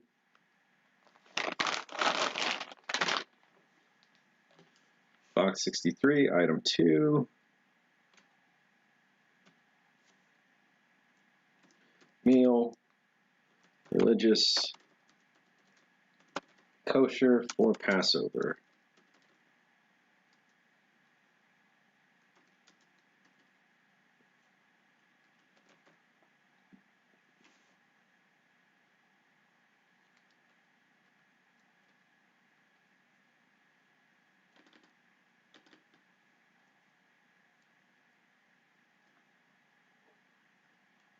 accessory slash snack.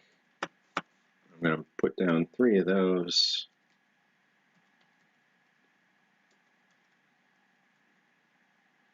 And then the last one, we're going to go with meal. Accessory and snack. Well, I'll just call it meal. There we go. Sure, that's thrilling stuff. All right. So we'll get this one photographed.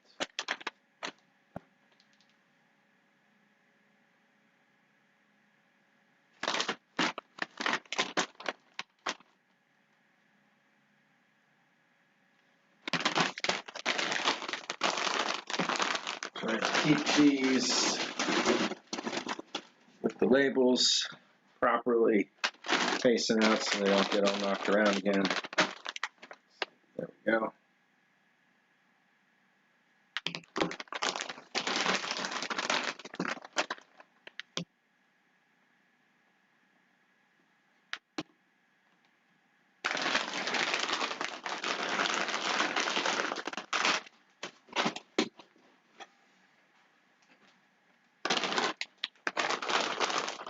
Like the candy,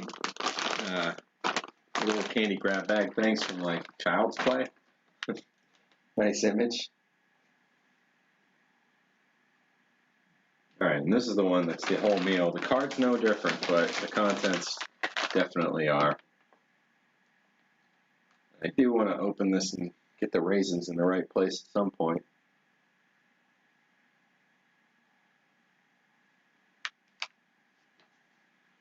You know, let's do that now. Let's just get that done. No sense letting them sit and get screwed up. What are we thinking? I'm thinking like, because it's a clear bag and there's a bunch of stuff in it, I'm thinking towards the bottom going across. So that's what I'm going to do. Just going to go.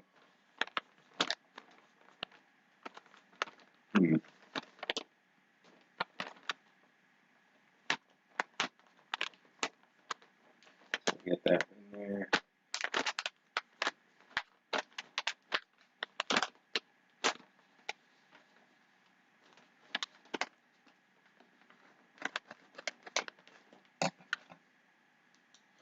We can work on this, and we can take a look at all the stuff inside. You know, let's do that. So we've got a pack of almonds. Got a sealed box of raisins. I don't know if you guys have ever heard of this as raisins. Just joking. Speaking of Halloween, I don't know, this is always a Halloween reminder there. We still, you know, I'm sure there's still folks who put raisins out for trick or treat. I mean, it's nature's candy. Nature's a raisin. I mean, raisins are nature's candy. That's a thing, right? It's not just silly. People say that. All right, we've got mackerel fillets and extra virgin olive oil. Let me grab a paper towel, get some of this raisin residue off of there. Swedish fish, got a craving for fish. Smokey, you're the best. Reminding folks, yeah, if you can, I appreciate the thumbs up. If you hate what you see, you know what to do. But, honestly, tell me first if you hate what you see. But just gonna get this clean there. Right around the actual seal, it's not looking perfect. You know, this stuff isn't meant to stay canned forever, but it's in all right shape. So we'll put that over there.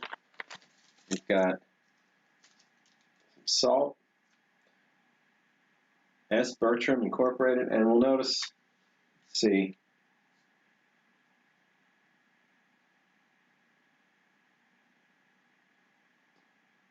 I don't see, you know, it doesn't say certified kosher that I can see on it. Skinless and boneless, it says, but, you know, these do.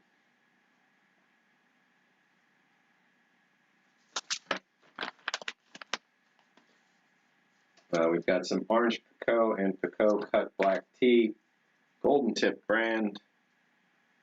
Nice little package there. Got this neat little pepper pack by the Quaker Sugar Company of Brooklyn, New York.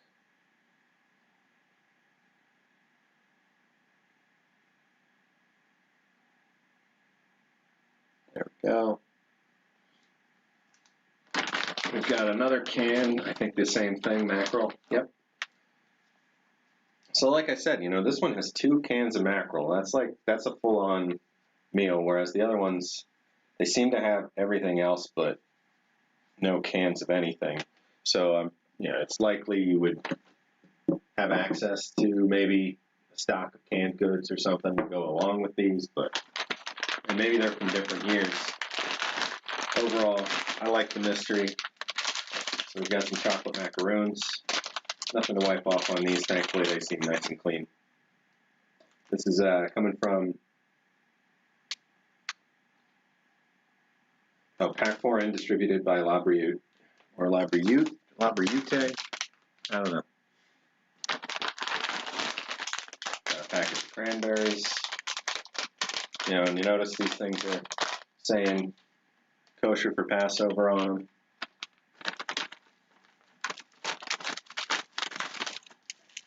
Got a nice looking piece of fruit leather. It says kosher.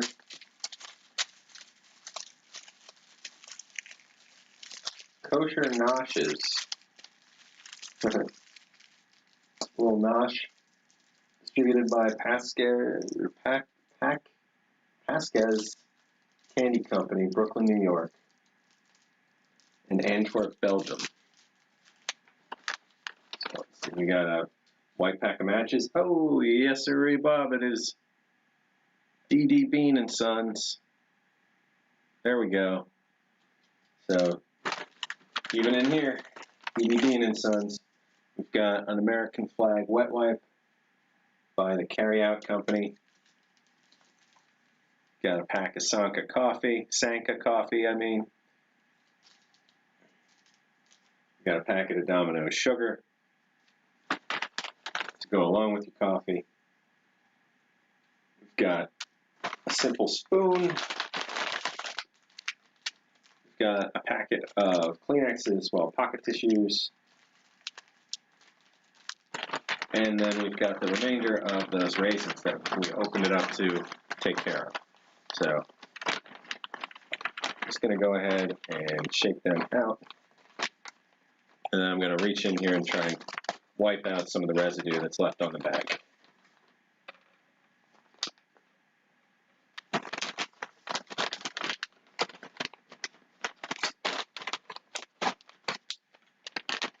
So without the pouch in there, it's just a unassuming,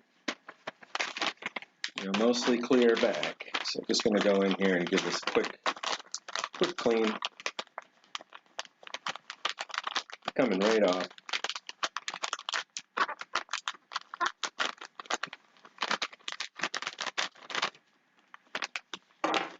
Yeah, not bad at all. A little bit of raisin residue came right off of there. Let's see if we can get it off of this card without harming the card.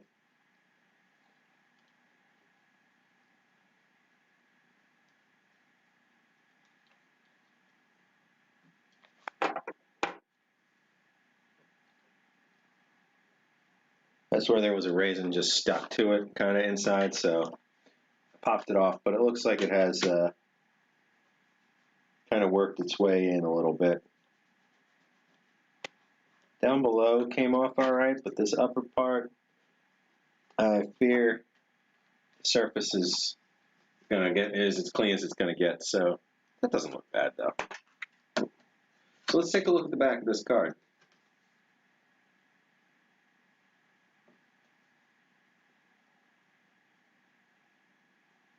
We at La Briute take pride in serving the brave men and women of our country who dedicate their lives to serve. This auspicious holiday season commemorates the early triumphs of freedom over oppression and the vanquishing of good over evil. The valiant forces on the forefront, championing those same liberties today. It is our sincere hope that this traditional Passover menu will in some way convey the unique holiday spirit, along with it the tender feelings of home and family. We invite you to sample our year-round selections available in MRE format as well as the standard and bulk servings. Please stop by on the web at www.labriudemeals.com. Warmest Passover greetings, Abe Halberstam. So that's a nice message, nice card. We got a good collection of food items here. Let's lay these out a little better and take a quick snap of those. We've got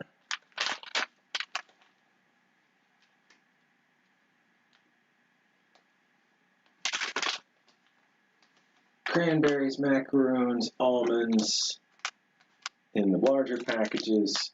We've got these 2 cans of fish.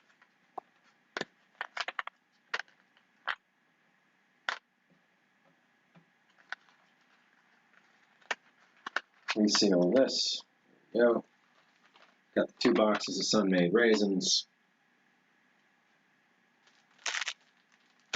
Pocket tissues. We've got matches. We'll put cream. Oh wait, no, there is no cream. Got coffee, tea, and sugar. We'll put together here. Then we've got wet wipe, sea salt, pepper. We'll put together over here. Throw the matches, spoon there, and fruit leather. We can put, I don't know, I guess right across the bottom there. It's quite the pile, right? That's a pretty decent sized meal. I'm going to take another handful of these. Sorry to talk through snacks so much today. I just came in pretty hungry.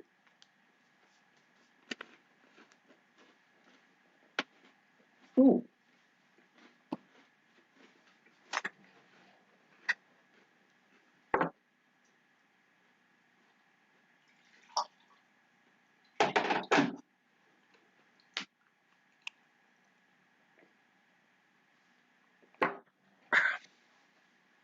Yossi saying labriut is for health in Hebrew. That's great. That's a whole nother layer to this. Never would have known that. Thank you for sharing.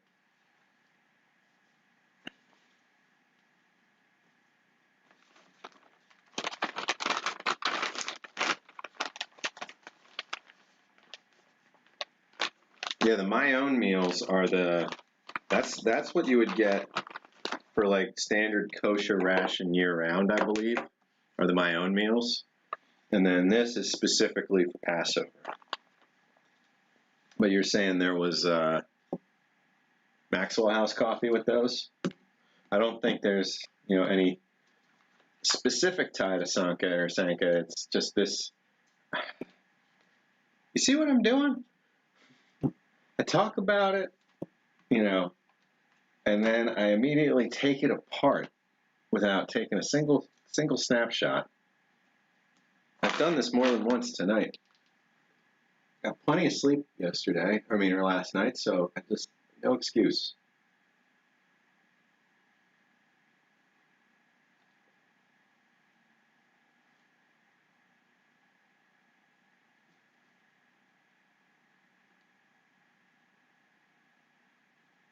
All right. Take a nice quick close-up of both sides of the card.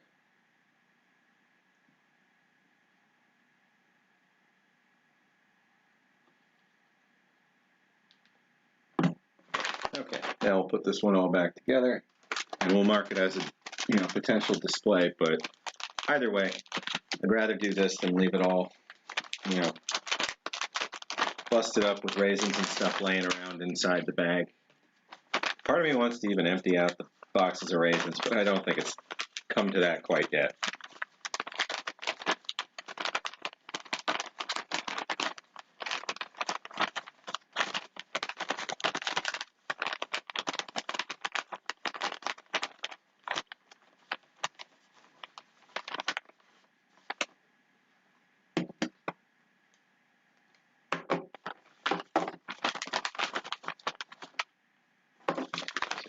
these.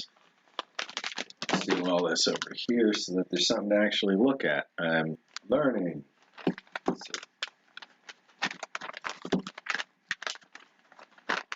Thinking side by side, but it won't work that way. That way looks good. I've had these. These are really good. Trying to kind of choose what pokes out behind the label in the front. Cranberries.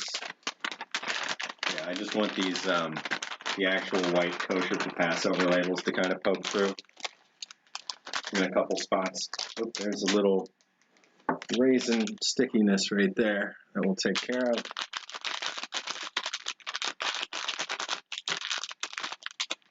Try that off. And let's see, 5:30, we're doing good, we're doing good. We'll get through these boxes today, these 4, and somewhere, I think around 6, we'll stop, we'll go back to chow time, and we'll cook up that chicken a la king. You know, and then it's just the entree. Like I said, we're breaking up the meal time this week into a couple different segments. So that should be fun. Just the entree and the candy left. The super soft, sort of weird looking candy that we're gonna get to sample. You know, honestly, when sugar sits and like just kind of soft, or like hard candies soften from the outside in, I like that a lot. So that's not scaring me too much yet. Maybe it should. I don't know. Okay, we're gonna put these boxes of raisins down at the bottom.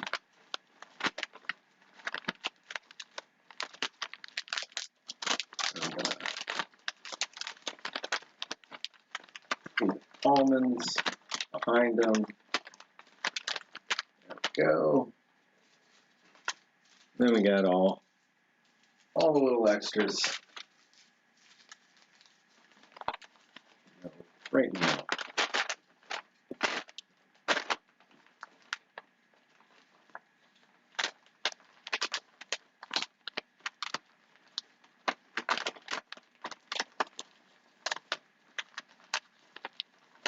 Peanuts and sunflower kernels and dried pineapple. Sounds like some good snacks in the one you got. So there we go. I think that looks really nice.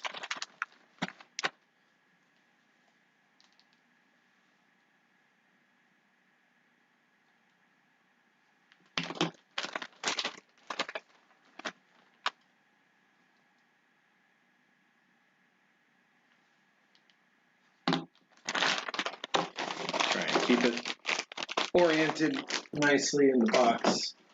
We should be good. All right, that is box 63. Moving on to box 64.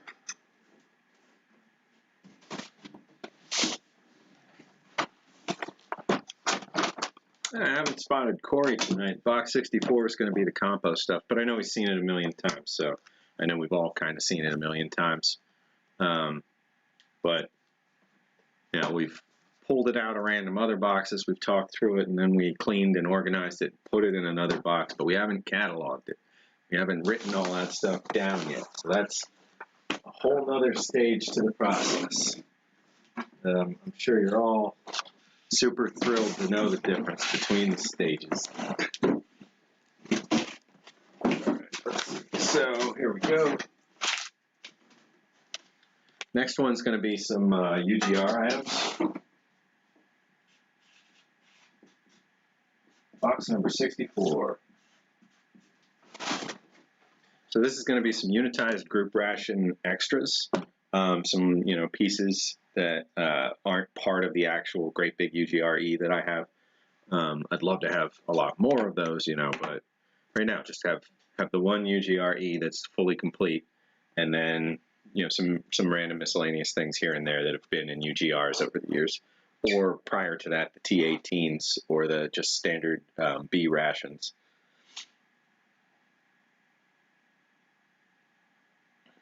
Kaylin said there were also 2 random candles, or candies, peppermint, chocolate mint, butterscotch, or cinnamon, that kind of thing. Corbin's saying he's never seen a pack of charms in a store. You know, honestly, I can't think of the last time I saw him like at a checkout or anything. I know growing up it was more common. These things are going to make it hard for me to talk. I don't know why I keep going for them. I got to hold off for now.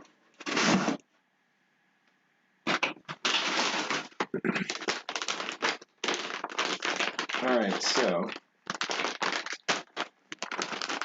this is this isn't specifically a UGRE item. This would be UGRE,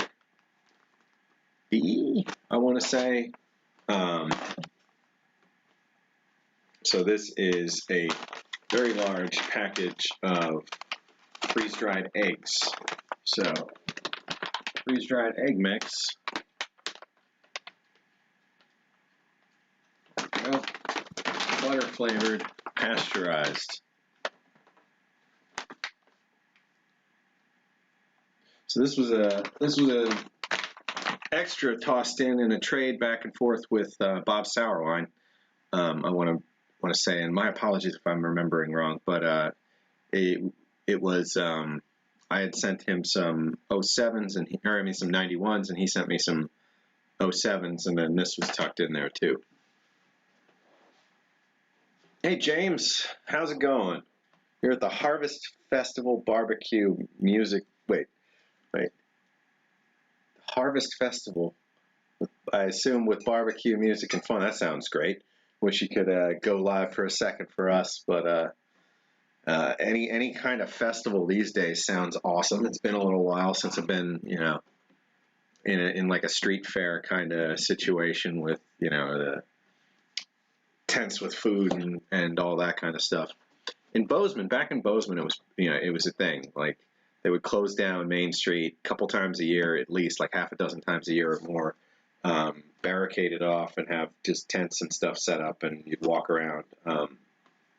For a good chunk of the year, there's like one day a week where open containers fine, like bars will serve in plastic cups, and you can go back out into the street, and the whole area is kind of cordoned off, where you're walking around. You know, there's no cars, you can't leave the area with a drink, but you know, that was neat. That was a neat atmosphere. You know, at least when I still would enjoy a beer. So let's see. If you're ever in Columbus, New Jersey, there's a candy store in the building in the flea market that has charms, sugar daddies, Turkish taffy, etc. Well, I definitely go to the Columbus market. It's been a while. One of the last things I did before the whole shutdown last year was I was doing a hop around between a bunch of the you know, the year-round flea markets in the tri-state area here. So Columbus one, I can't remember if I made it there before everything closed or not, but all right, let's get this shot.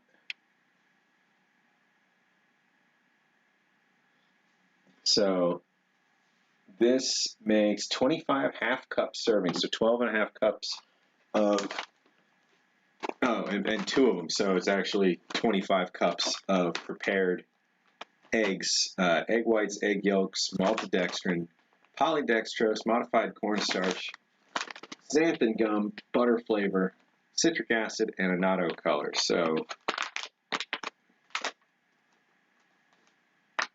do not open with knife. Use immediately. Do not store, boil, in bag pouches. So I'm assuming these have got, like, you know, this whole pouch is a tear top. So you would pull along this notch here, take the whole top off. And I'm assuming that these inner pouches, you open up, you add boiling water, and you zip back closed because it's Mountain House. They might even be gusseted. That would be interesting to see. Gonna keep them sealed like this though. So let's see, Mountain House egg mix, freeze-dried egg mix, butter flavored, pasteurized.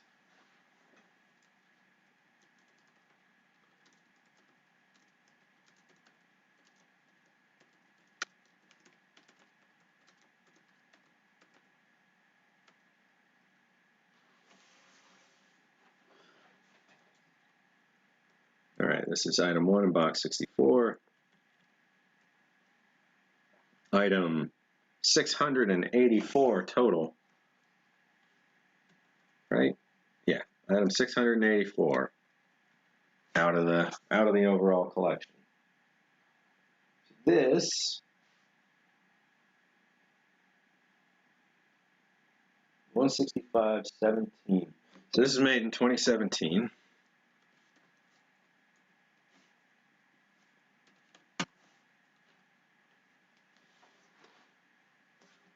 How many people is the UGR supposed to feed? So a UGR-E, the UGR Express, is an all-in-one box single meal meant to serve 18 people. So you would get one breakfast, you would get one lunch or dinner, and the UGR-E specifically is a stack of 4 of the 18 serving trays with 4 of the great big heaters, which just happens to be the next item we're going to take a look at, are the heaters. Here we go. So each of these is 4 heaters, so UGR-E comes with one of these.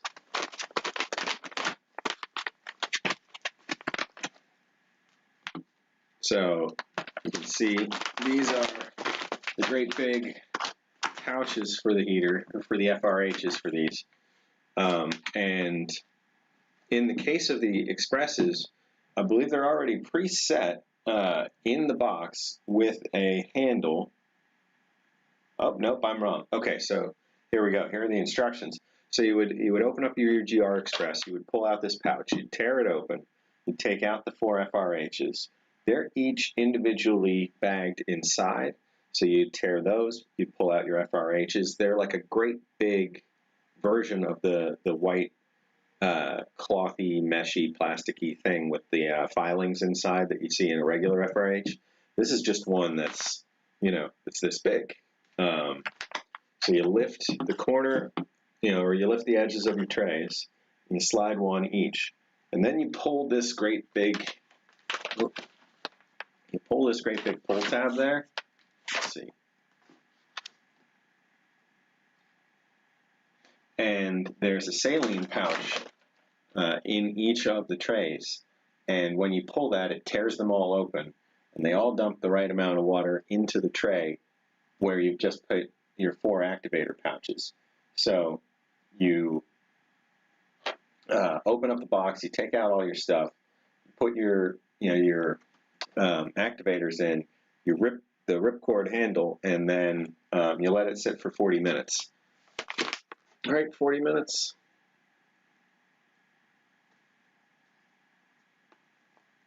I believe somewhere else it says 40 minutes. It doesn't say on this one, but or 40 to 60 minutes. There's a picture of a clock at some point where, to say how long you're supposed to wait when you pull the handle.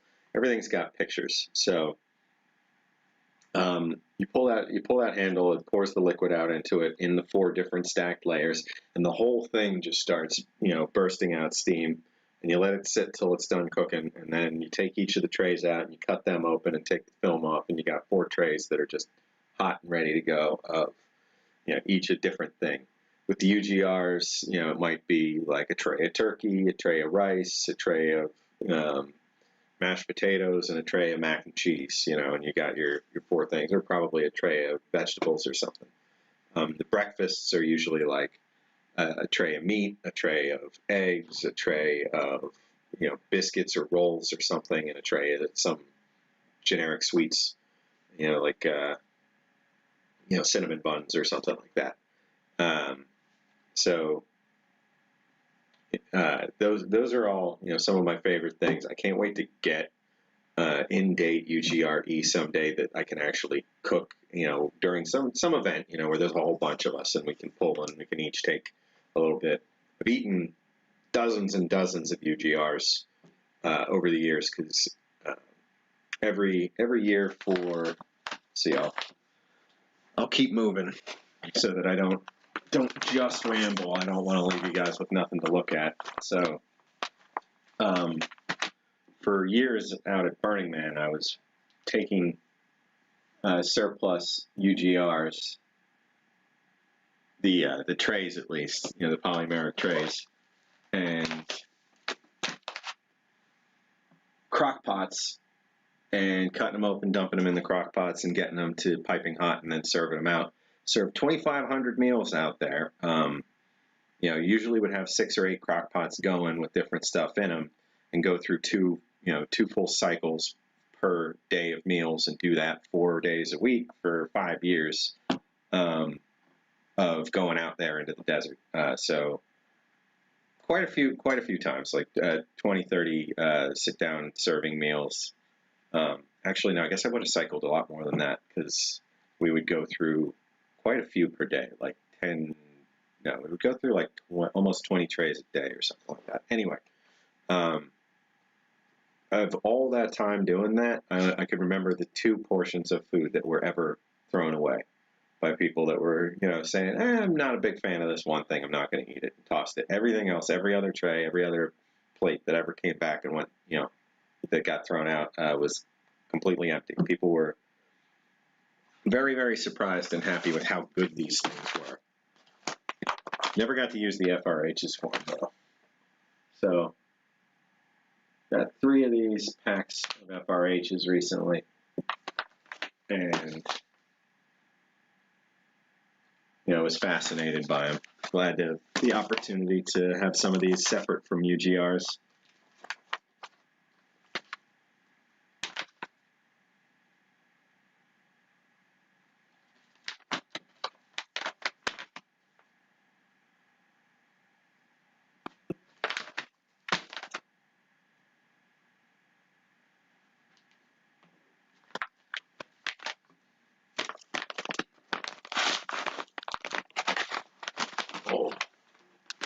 So,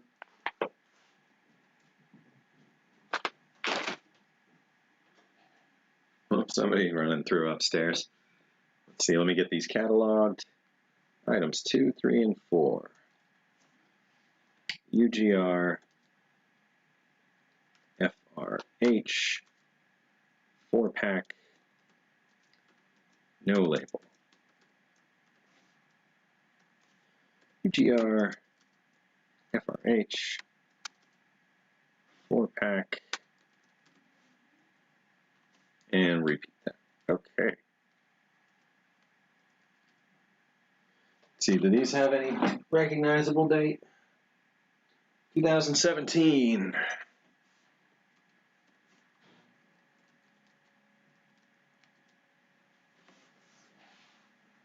All right, got another. Oh, okay. Kaylin, that's like the next thing right here. If you're talking about one of these, that's the next thing we can look at. In which case, I think I'm good, unless well, tempting to have one that we could bust open at an event. So this is grape juice, instant sweetened. This is all juice mix. Freeze-dried grape juice concentrate with maltodextrin, sugar, silicon dioxide, citric acid, and natural flavor by the Carey INF Contracting Company in Plant City, Florida. This is seemingly not dated. Oh, wait, we got... Nope. So this is 2014, the 8th day. 8th day of 2014 on that one.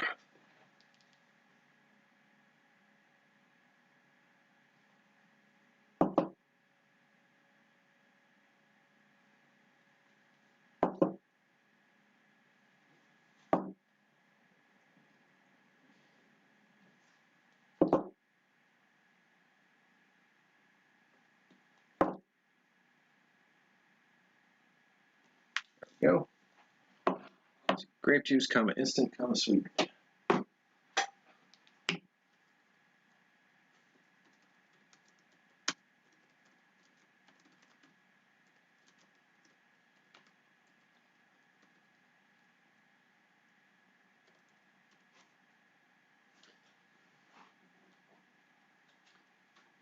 Has the individual shaker pouches, not the cans. Oh, neat. Oh, okay. Gotcha. I think the one that I actually have, the UGRE, has like that. It has like the, the tall pouches with the zipper top.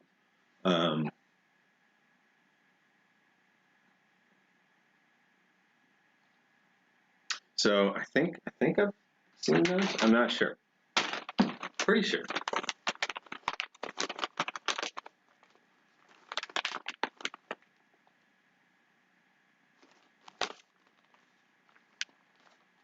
Single serve. Oh yeah, because it's freeze-dried grape juice, right? It's not just grape drink.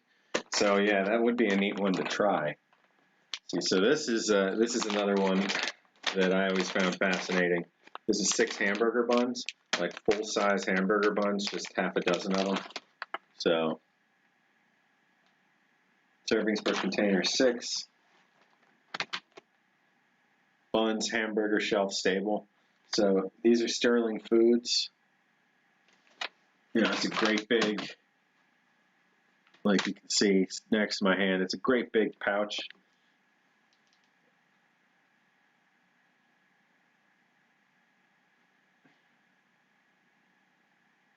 This is from 2011. And it's this, and I know I've said it before when I've handled this particular pouch, but it's really, really heavy metal versus like, you know, the normal plastic foil reinforced pouch. So this is like, you know, like if you don't do anything, that little bend will never, ever, ever change, you know. It's very rigid stuff. Buns, come a hamburger, come a shelf stable. Put all this stuff back in box 64.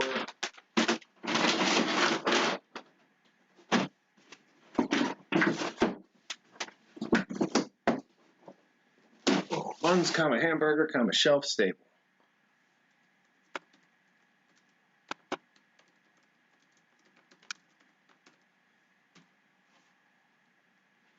And that is 2011.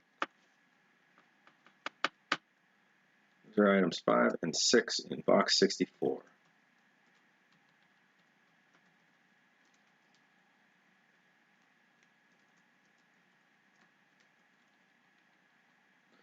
All right, box 65. Can wait just a little bit. We're going to start cooking up that chicken a la king, which means first I'm going to mix up the cold drink, and then I'm going to probably need to grab some more water because that's actually pretty low comparatively, because we're going to get that up to nice and hot, make the coffee, and then throw the ration in there and let it cook for a bit, and we'll get back to cataloging while it cooks, and then stop and have some chicken a la king, unless it's bad, in which case I won't, you know.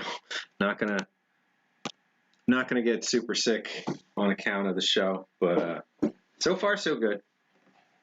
And that's how it works, right? You know, cross your fingers. That's the way to do it. Joking.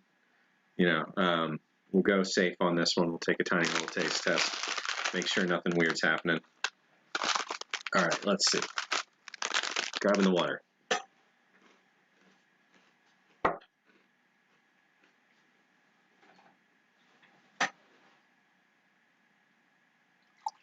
Just gonna start by rinsing this out.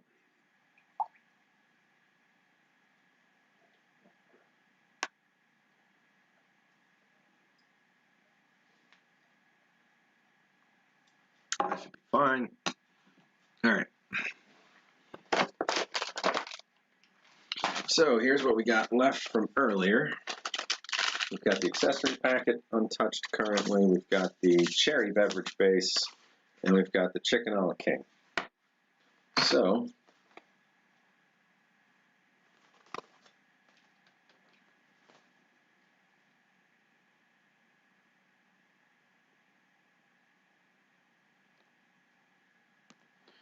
there we go. We'll at least do that so you guys can see what's coming up. And we've got this pack of charms that, as you can see, has no structure to it. So these candies are all in one brick inside, if I recall. They're not individually wrapped, I don't think. And this spoon is a little longer than the one we saw earlier. I'm going to leave the spoon pouched and use an existing spoon. See, it doesn't seem to have any markings. Looks like a Silco, maybe? I'm not sure. Yeah, I don't see any markings on it. I'm going to put that inside here. And we're going to open this up because we're going to drink the coffee.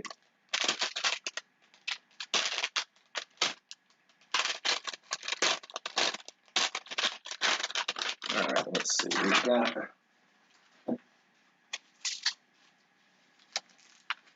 pile of stuff here. We've got a Taster's Choice as the coffee. We've got Domino sugar. We've got non-dairy creamer that seems very, very powdery and normal. So, Taster's Choice, a little stiff. We'll take a look at that in a moment. Charms, we'll see. All right, but we're going to start out making this cherry beverage base.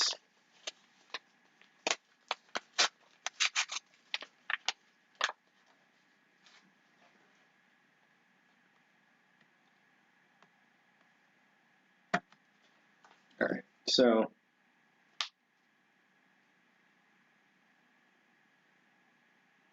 some granules on there, not looking too bad at all. Just gonna take a quick test. Ooh, yeah. If I recall, this one gets extremely red. So we're gonna see. We're gonna dump the whole thing in there. It's gonna be too much. Let's see, 12 ounces of water. Yeah, this isn't a 12-ounce cup. This is more like a 8, if that, maybe 7, 6. So this is going to be some strong cherry beverage. Even before mixing of any kind has happened, this is extremely red. All right, I'm going to move all this stuff. I don't have a great track record with not spilling things.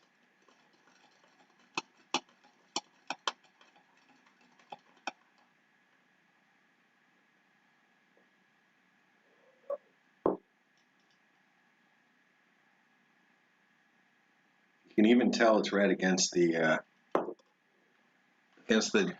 brown spoon. But let's see, I brought that. There you go. It's not just, it's not just pink.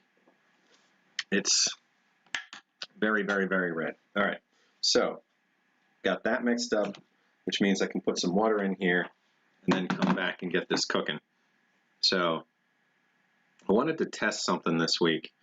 I'm gonna swap us on over to a little video while I get some of this stuff cleaned up and rearranged in here to do a quick cook, and then I'm going to do the boil and bag in here while you guys are watching this little video, and then when we come back, we'll give it a taste test. So this is let's see, about 5 or 10 minutes long.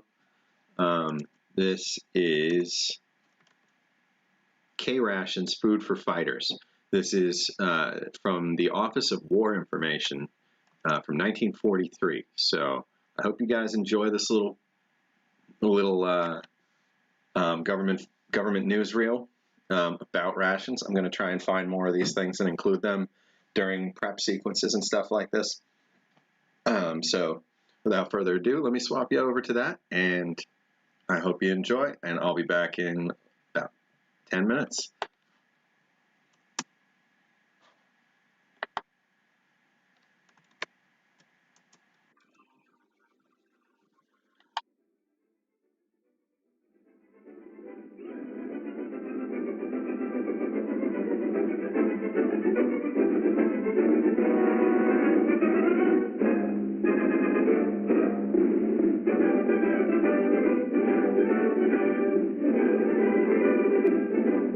I'm in. When do we eat? Well, what's your hurry? All you get down is beans. Army food is no longer a matter of beans and guesswork. Since the last war, nutrition has become a science, and our Army Quartermaster Corps uses that science in planning Army meals. Food correctly used means fighting strength for our soldiers and better health for civilians.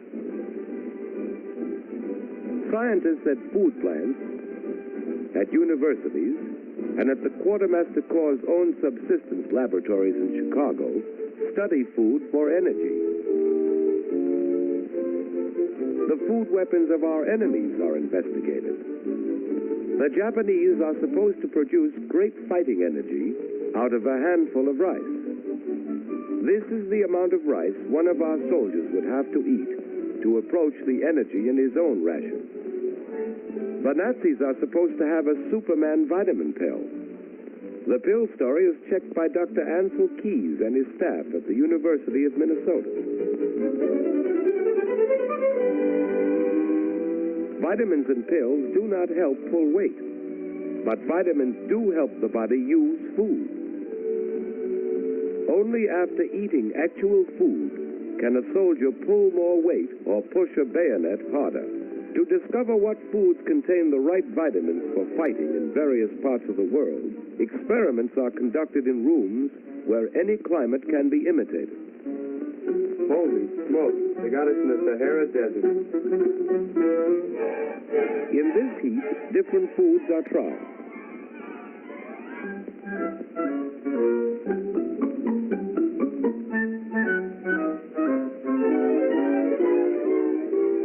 What's lost in perspiration is measured. The answer to the vitamin question is not pills, but good food in plenty of variety, according to Dr. Keys. If vitamins were missing from his food, a soldier might have to take concentrated vitamins. If he had vitamins but no food, he would still starve. The best way, naturally, is to supply vitamins in the food. It is for this reason that the Army uses only vitamin-enriched flour in its bread.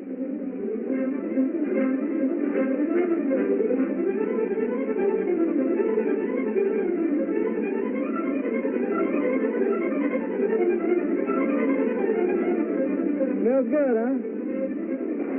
If you lose your oven, take a couple of barrels, cover them with clay, and bake your bread. The Quartermaster Corps believes in supplying our men everywhere with an abundant variety of fresh food of the kind they like, cooked the way they like it. In this country, the job is comparatively simple. All Army cooks follow a standard menu prepared by nutritionists in Washington. Vegetables and fruits, milk and eggs are centrally purchased in vast quantities by Army officers and civilian experts.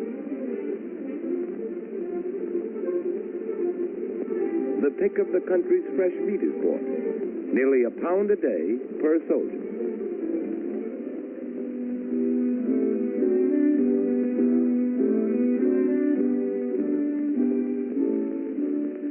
The job of supply gets more difficult as 1 million men go overseas, for the Quartermaster Corps faces the problem of shipping space. So meat is deboned, saving 60% in bulk. Still more space is saved through dehydration. A greater variety of foods can now be shipped in this form. Only the water in them is removed to be replaced before cooking. Thus, one ship can carry the load of 10. For dehydration, every egg is examined.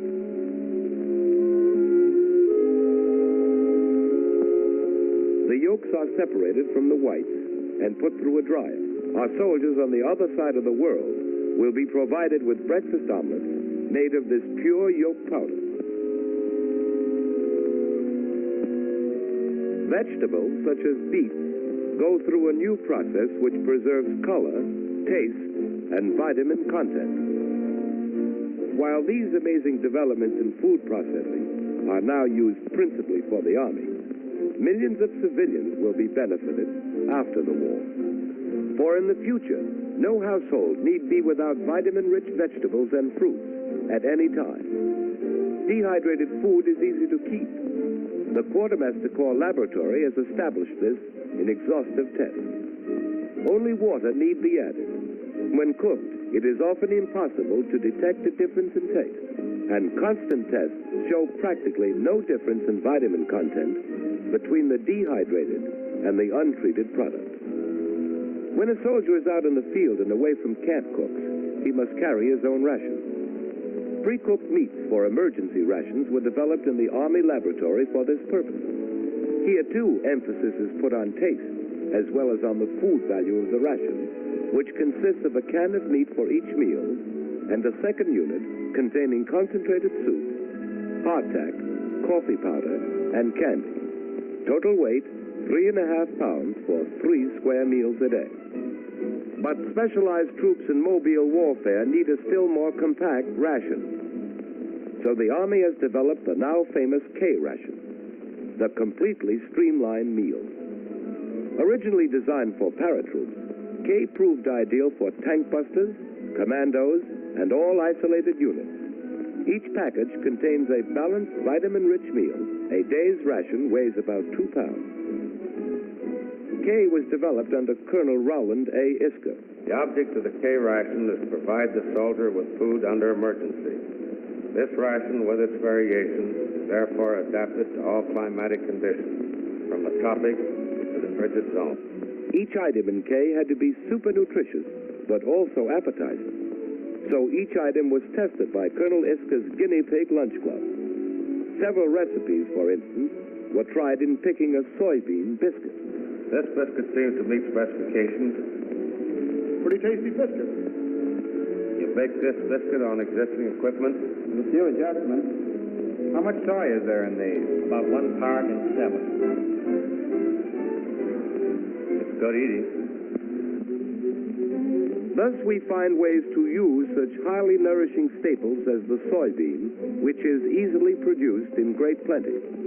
The energies in this and other hitherto inefficiently used foods are unlocked for the world by chemists such as Dr. Julian of Illinois, a famous soy expert. Soy flour strengthens wheat flour, eggs, lard in the K-ration breakfast biscuit. With this and other items in K, we are in the possession of new foods, new methods of preparation, which make mankind independent of distance and climate. These war foods are also bulwarks against famine and catastrophe. To produce them, we have a new industry. When the Army asked its suppliers to build this packaged food industry overnight, they didn't know they were getting K ready for Africa. A chewing gum company flung together a package assembly line out of bicycle chains. This company intends to make K a packaged meal business when peace comes. Millions of K rations. Each container has a tin of meat or cheese, the soy and other biscuits, a concentrated chocolate bar, fruit bar or dextrose candies, coffee, lemon or soup powder, instantly soluble in cold or hot water, cigarettes, and that American nerve tonic, chewing gum. And this amazing package requires no strategic material. Tests, such as the bubble test, sometimes uncover imperfections. For K cartons must be air and watertight, gas-proof, and seaworthy.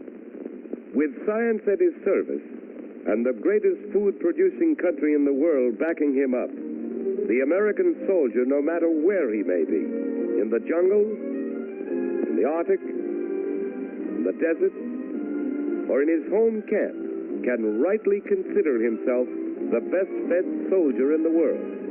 And in the future, the war-born knowledge that has made him so, when spread over the world, can guarantee that no one on earth need suffer from malnutrition or from hunger.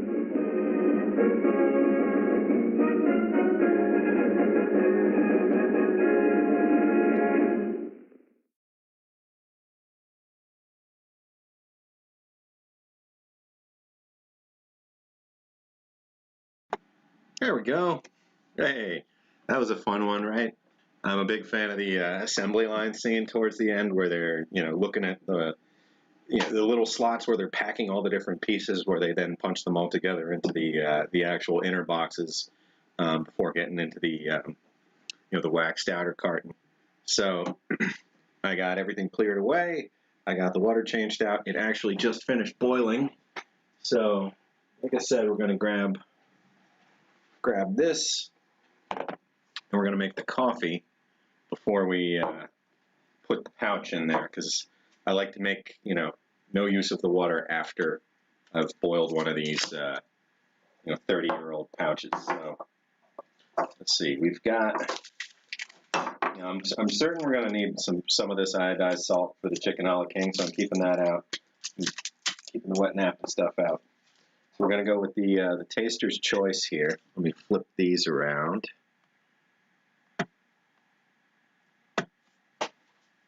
Sorry for the banging the camera around there.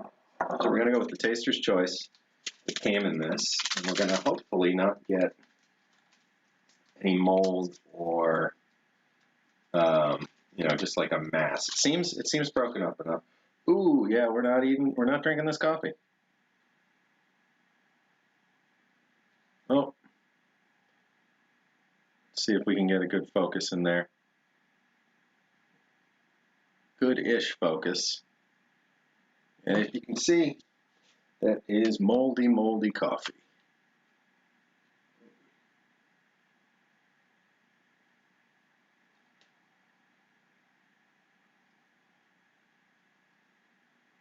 See if I can get that.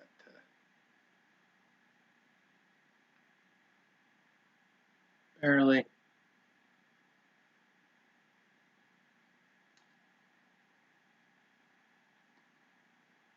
I mean, I know you guys can see it, but if I can just get it to focus fully.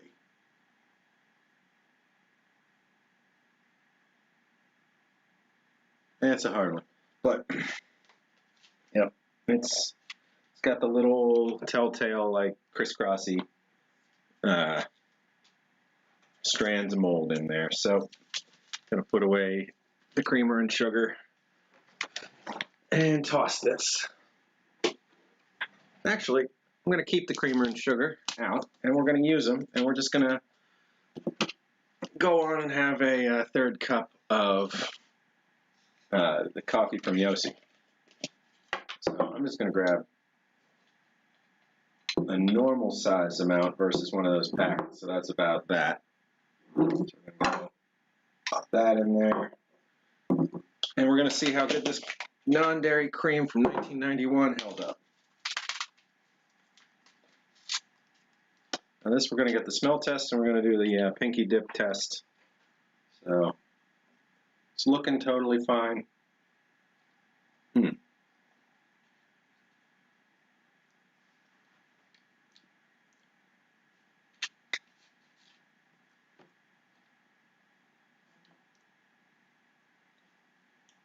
Tastes good. All right. You know, a little soured fake milk isn't gonna kill me, so you know, just getting a little coating on your finger is the way I test that. All right, we tossed in 6 grams of Domino's sugar. Toss in a packet of salt. No, I'm just kidding. All right, let's get this.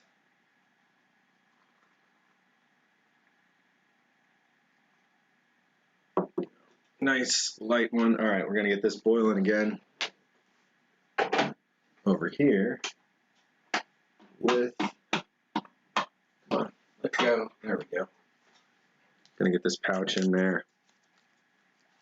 I can do that. I can do that here.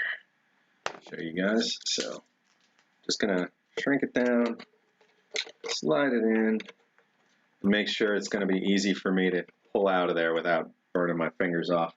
The food is going to kind of sink down into the bottom naturally, so it's fine that it's not completely submerged. So I'm going to go ahead, turn that back on, and let it heat up. We're going to stir this coffee, and then we're going to try these crazy soft-looking charms while we wait on the actual meal to boil. Like 5-10 minutes. 5 minutes probably is going to be enough with one of these. Go for the coffee in the jar. Hey, yeah, Kalen called it. All right, so let's see.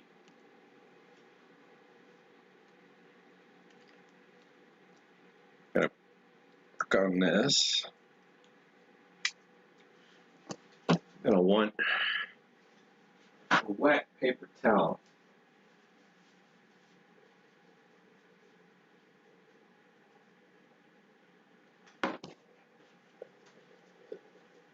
I'm just gonna show you guys over here.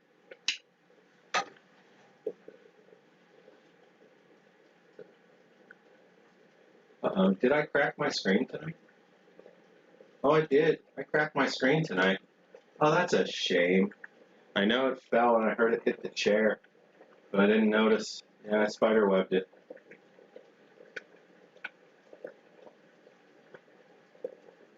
I've been dropping this thing all over.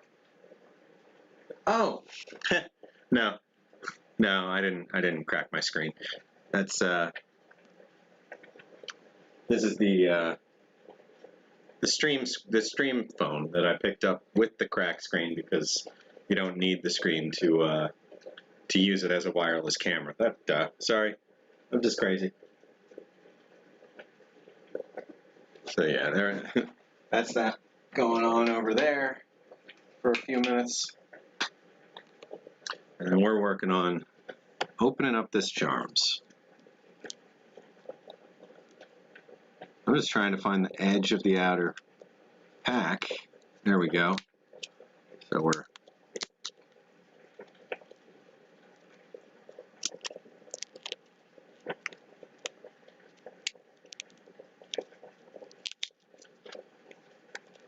all right. So this thing's going to be pretty interesting inside, is my guess.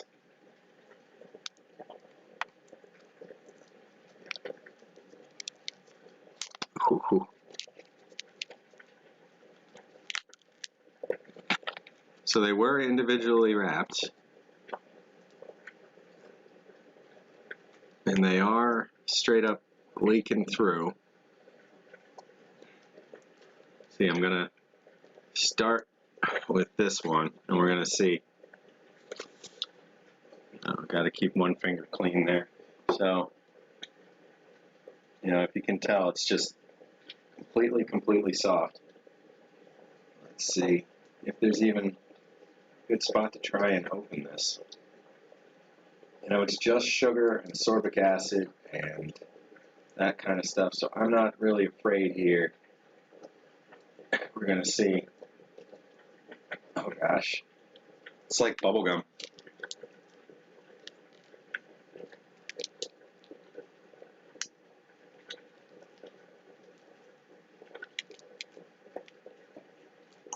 Probably the best charms you'll ever have when they're completely melted.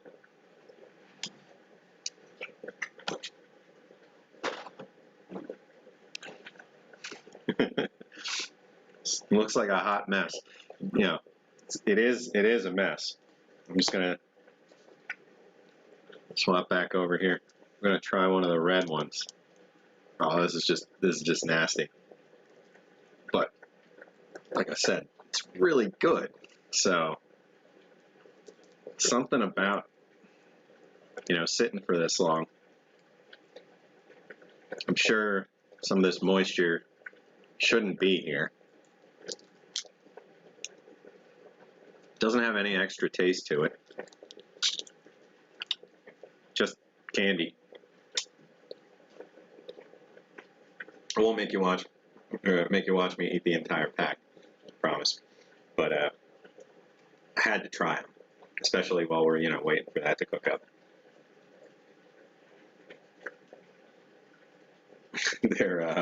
They're pretty rough, you know, shape, you know, in terms of like the condition for sure. I don't know that this type could really get any worse unless they were to start changing the color, you know, and turning black or something, but they're all very much the normal looking colors.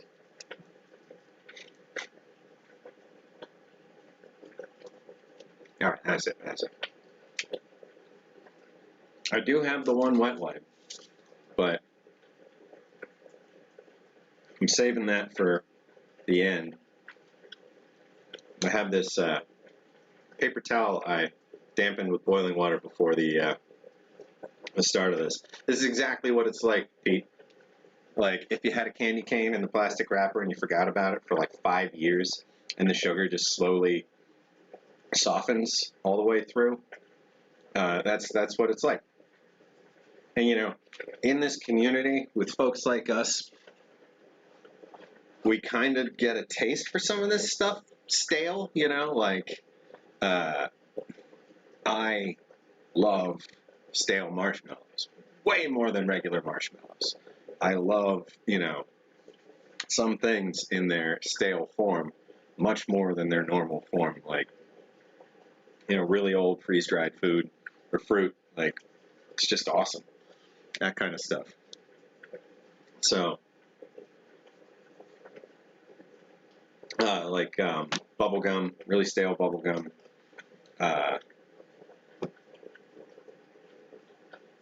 Those cookie chocolate covered stale. I like those. All right, stale graham crackers better than graham crackers. In my head. All right, so don't know how long we've been waiting on this. Just double checking that I'm not getting the TV steamed. Can't stick my fingers in while that's cooking. The way it's cooking. I know it's still way too hot there. So, I'm going to give it just one more minute, and then we're going to call that good. It looks like it's full on roaring boil over there, and it's been for a while. We took a few minutes on those candies.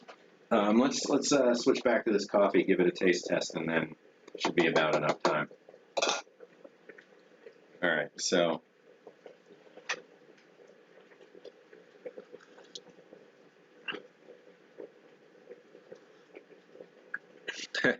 might be crazy, maybe, definitely. But hey, at least I'm in good company, right, guys?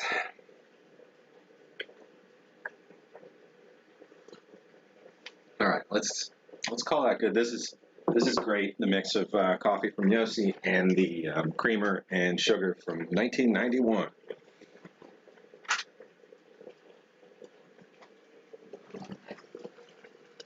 So here we go. We got a still boiling pot. I'm just going to let this sit for just a moment so I don't take the skin off my fingertips again, or leave myself with any back of the finger burns again. So just going to give it a moment.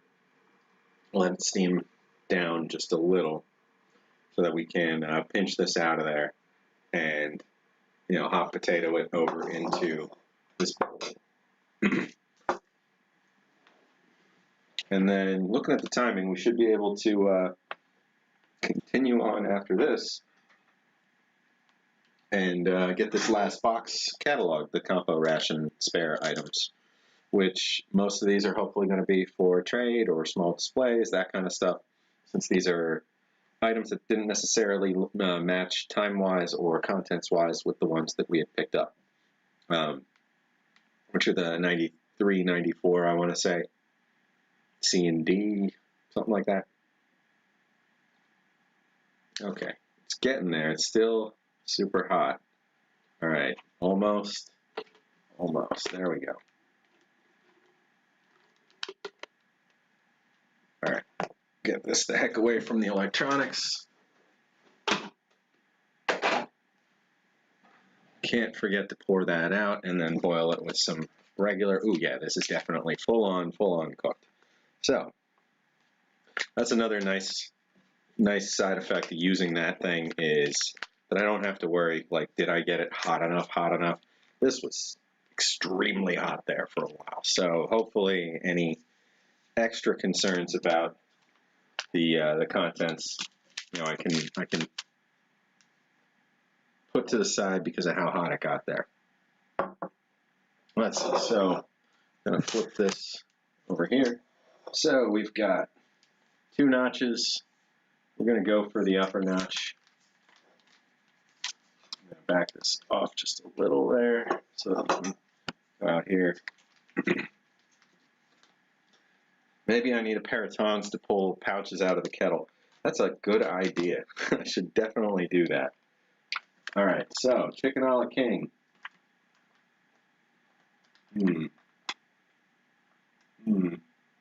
Looking at the slime factor, it seems maybe like it's slimed over. I don't know.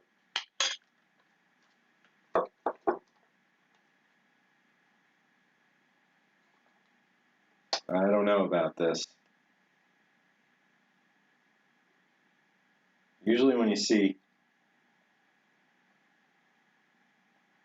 slime kind of pull between points on something like this, see what would be in the chicken a la king.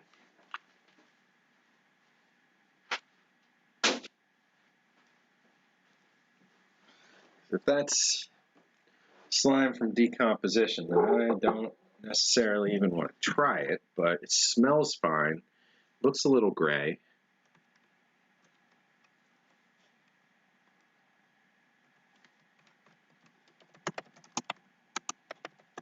I'll admit I don't really eat chicken a la king, so it's not like something that jumps out. I think it should be something a little, creamy, so that would be fine, probably.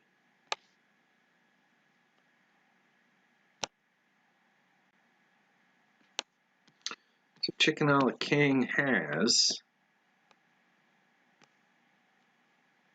of course I find some clickbait website talking about chicken a la king, wants me to go through a 20-part slideshow to learn ingredients. All recipes, here we go. So we got mushrooms, canned mushrooms, bell pepper, butter, flour, salt, pepper, bouillon, milk, water. Well, I guess I could have read the box. Duh. Wasn't thinking there. Let's see what we got. We've got, all right, cooked chicken, water, chicken broth, food starch, vegetable shortening powder, partially hydrogenated soy oil, lactose, sodium caseinate, dipotassium phosphate, sodium silicoaluminate, Oh, sodium silicoaluminate, so got it. Chicken fat, mushrooms, peas, dehydrated cream cheese, interesting.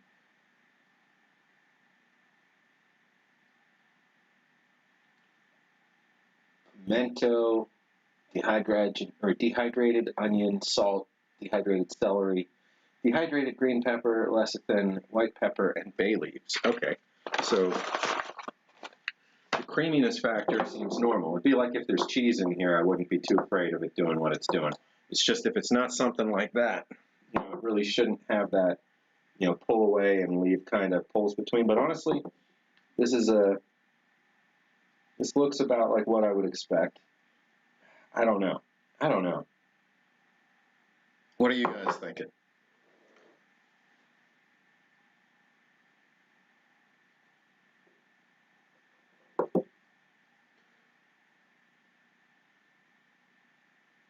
Tried the a la king and couldn't eat it even with hot sauce. Well, let's see. Well, we got some salt here. I'm going to take a very small piece just to do a quick tongue test.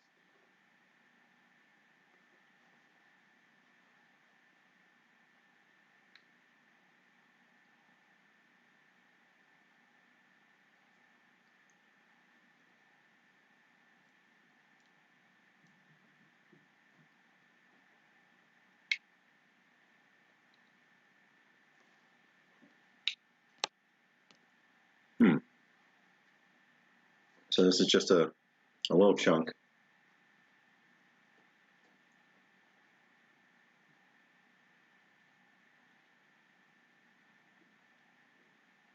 A little chunk of pepper in there and some chicken.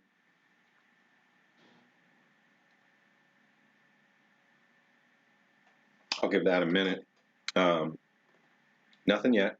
We're going to have some of the super red juice.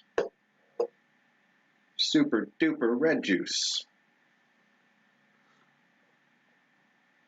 Yeah, passed the smell test. I think it passed the taste test. Oh, no, now I'm going to die.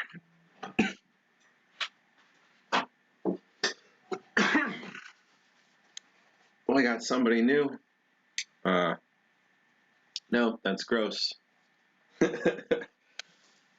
um, but welcome, Adam. Good to have you. So we got the entree from a 1991 MRE right now. So this is chicken a la king. We got the cherry beverage base over here, and we got modern coffee because the coffee that was in this ration got moldy and it's no good. But it's the creamer and the sugar from this ration, so that's still at least partially there. And we tried some of the super softened, broken down Charms candy that was actually really good. It's just really gross at the same time. So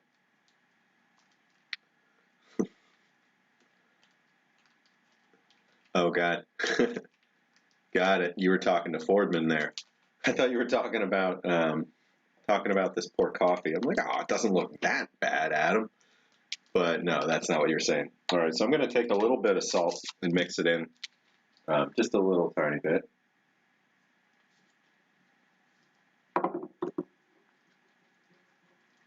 But overall, I think that one's going to be fine. So I'm going to take a little coffee to clear that palate, and then we're going to dive in.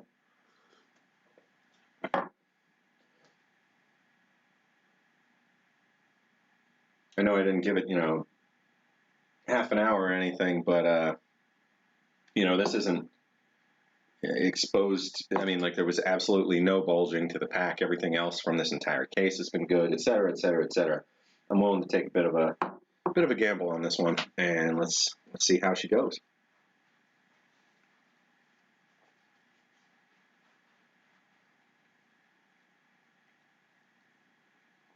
And I would have noticed like some of that under the back of the tongue feel, or dry mouth feel, or numbness, or any of a number of things from just that little tongue test and then the nibble test. So far so good.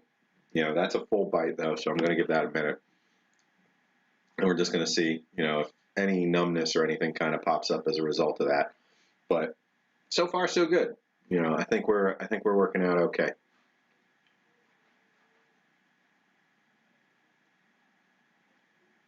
When I grew up, we had St. Fordman saying he wishes he had an outhouse as a backup for his off-grid system.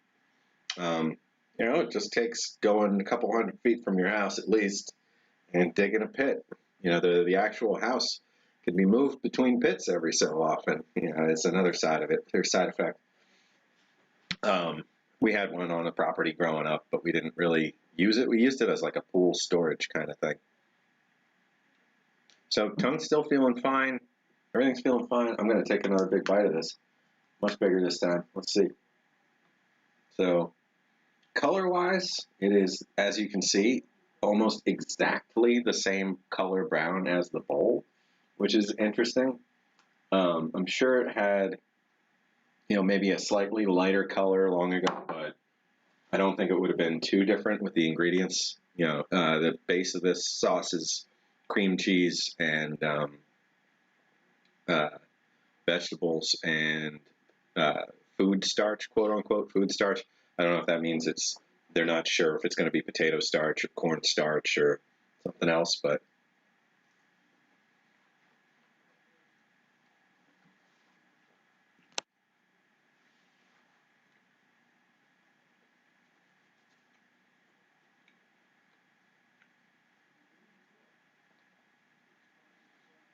Corbin's talking about his tap water tasting great. Where I grew up in Northeast Pennsylvania, the tap water up there, I've never found its equal.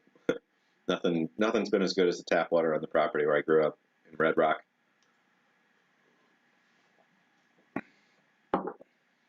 That cherry drink is awesome. Let's get another big heaping spoon of this stuff out of there.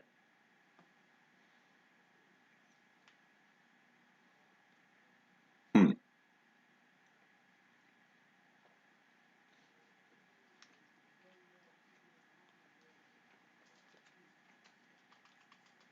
think I'm going to do Just a little bit more salt on that.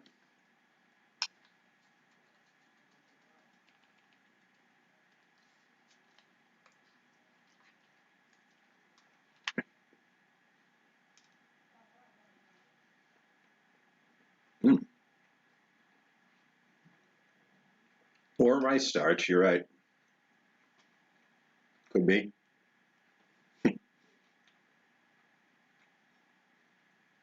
That last bite had a bit of a weird taste to it, but came out of the chunk of meat more so than anything else. You know, the trails between, they seem fine. There's almost a little strangeness in the mouth. I'm going to put it to the side for a moment.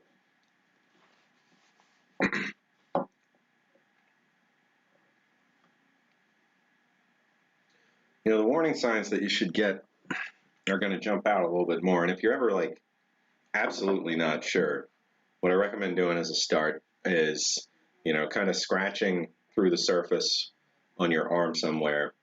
You know, just like if you got a cat scratch, just roughed up enough that you're exposing just a little bit of capillary action in there, and take some of that and kind of rub it into there, and then stop and give it a couple, you know, give it an hour or more, and just wait, see if you get any major reaction at that site. You know, and that's the first thing you should do. Don't stick it to your tongue and eat it as a test to see if it's legitimately dangerous or not, because you can't taste away, you know, major foodborne illness. Like, oh, I only touched a tiny bit to my tongue. Well, I mean, that's enough. Like, so I'm not, you know, basically I've had enough from this case. The smell test seemed fine. Everything about this seemed fine. I'm not trying to approach nearly rotten food in a survival situation, or an unknown vegetable or an unknown plant. You know, that's the other side of all this. The same tactics that I'm talking about with approaching something like this is what you would use if you were completely unsure and, you know, about to die, you know, from starvation. And when the semantics of it are moot, where you find something that has calories you can consume or you die, you can, you know, you cross that line with trying potentially dangerous plants and stuff, and you know, wherever you happen to be. So in that situation, when you're not sure, when it's a, you know, a coin flip of, you know, horrifically poisonous or not, start with exposure to, you know, skin, you know, and just a little roughed up spot. Like, you know, if you had a bit of steel wool and you went like that to your arm and it's like a little stingy or raw right there, then you rub some there, you could tell, you know, if it's going to get in, not infected, but if it's going to, you know, have a major reaction, get inflamed, redden, etc. So I'm getting the slightest feeling at the tip of my tongue, almost like numbness, but it's not. I don't think it's numbness. I think it's just I drank some of the hot drinks a little too fast earlier and burned my tongue. I am going to give it another minute or so. But yeah, so when you're not sure, start with, yeah, Yossi just said it's what they do in an allergy clinic. It's basically, yeah, same thing as that. You know, do a mild allergy test on yourself before you, you know, take a major risk.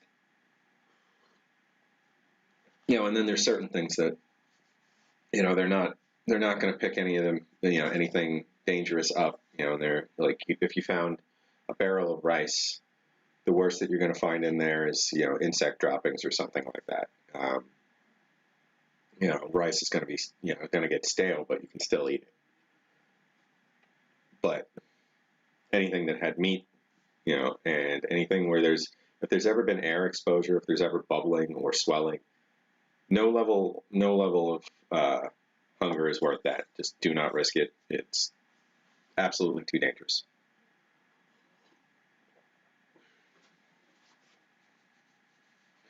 Smokey saying he likes the melted and chewy charms better than regular charms. I agree. Those are a delicacy. I'm not tossing those. Those are going to get eaten. I mean, I'm not going to make you guys watch me like kind of gnaw them out of packages one by one tonight, but I'm going to eat them. All right. This is seeming fine. I'm going to take another, seeming fine, sorry. I'm going to take another bite. Swap so you get a nice, good look at this stuff.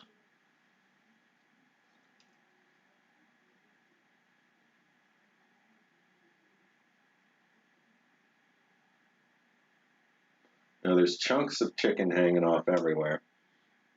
At first made me wonder like if it was some kind of gloop hanging there, but it's not.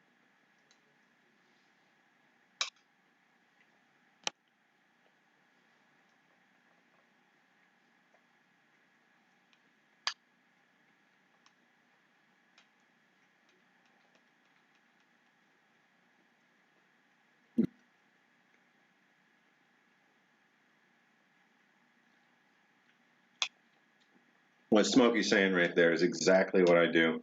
Like if you get the little Christmas tree marshmallows or the Santa marshmallows or the Easter bunny marshmallows, you know, the Peeps, take the little plastic wrap on there and slice it, or puncture it in a couple spots, and then I just put them up in a high cabinet, and I hope that I forget they exist for as long as possible.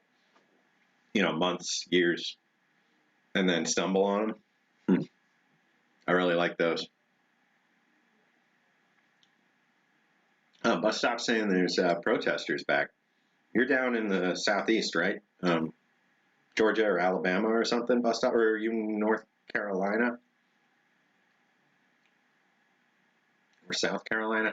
So I had 4 choices. Hopefully one of them's right. Almost 10% of the country covered in my guesses.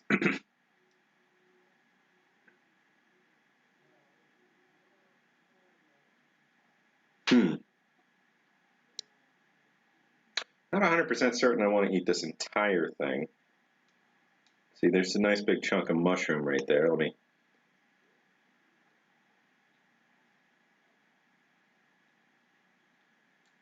That's fine. Mushroom's fine.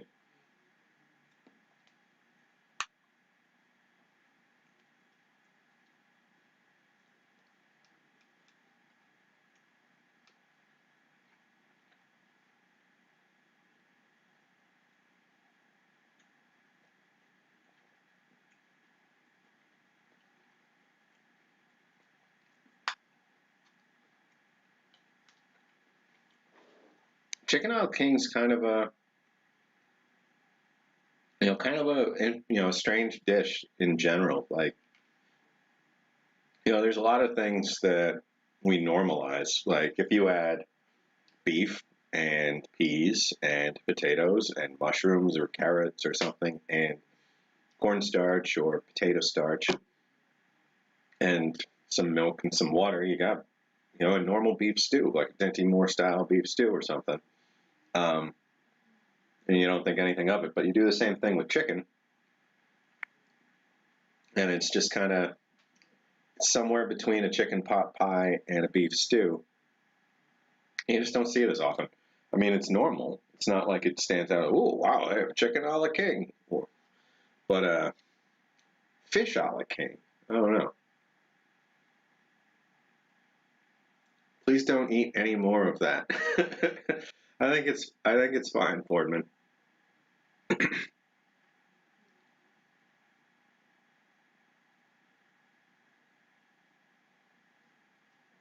I mean, so for me, when I break one of these open, like that's my dinner. I plan on eating the entire thing, So I'm gonna try and finish this entire meal. Also, another thing, if I've been eating it for even just a couple minutes, and it's sitting in my stomach,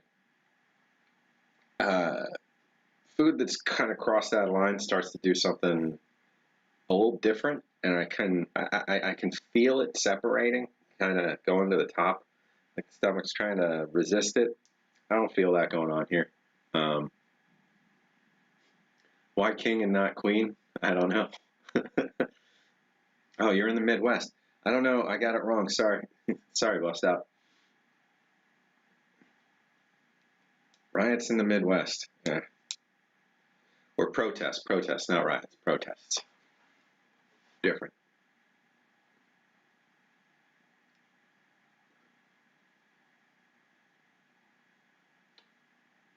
cans are about the size of the case of Swanson chicken a la king, about the size of Campbell's soup cans. A case of chicken a la king.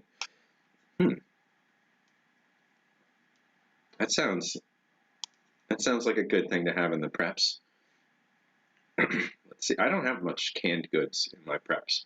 I've got mostly disaster meals, MREs, FSRs, that kind of stuff. Ton of freeze-dried stuff. But when I like settle, I should get more canned goods. All right, a couple more bites. Now you can almost see some green from pepper in there. Almost. Not quite.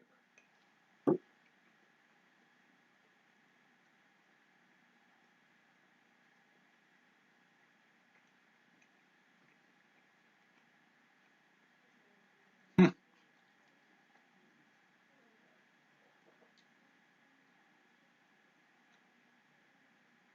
little chewy.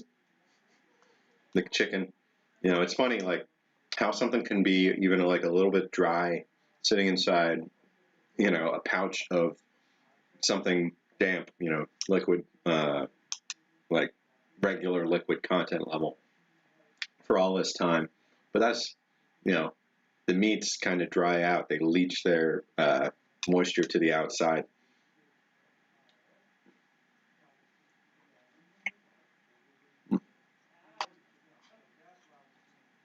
You know, I'm actually kind of getting a taste for this. I think it's fine. You know, we'll see. You know, and I'll update you guys if any of this ever goes horribly wrong. I'll definitely let you know. But you know, so far, been slow and careful and been fine. Really rolling them dice tonight, aren't I?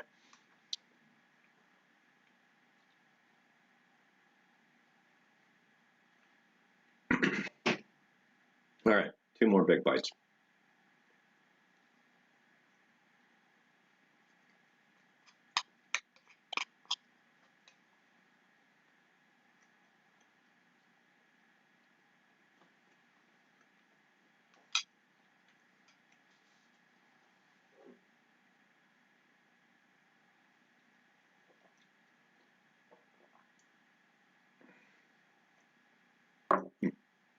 Face is seeming to be a little shiny. Okay, not sweating or anything. You know, if you start randomly breaking out in sweat while you're eating something, that's usually not a good sign.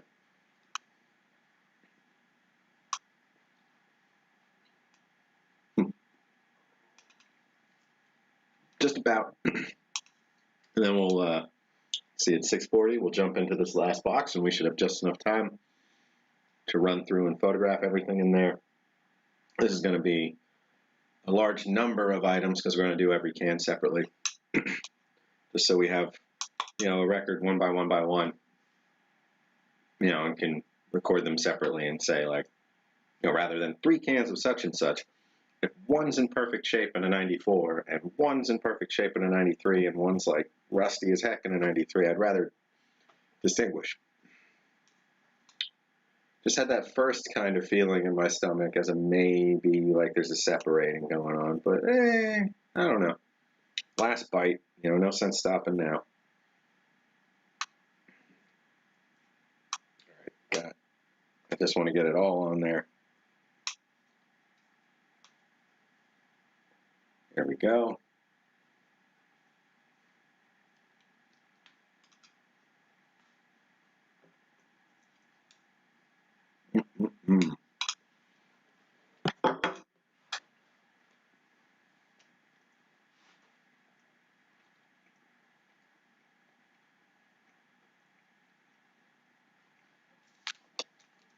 You know, tuna and sardines stay good for a good long while, but I haven't had them extremely old. I've had tuna at the 30-year mark.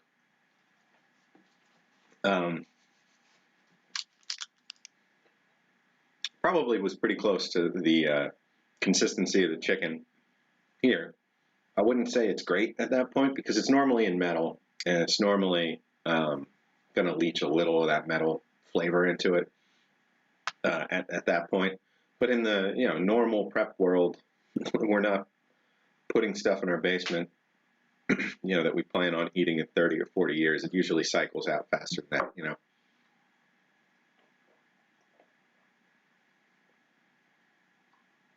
All right. Just the last.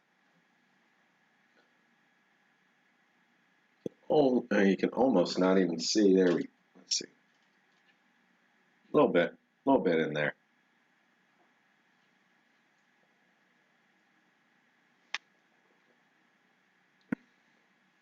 Juice gone, and last little bit of the coffee.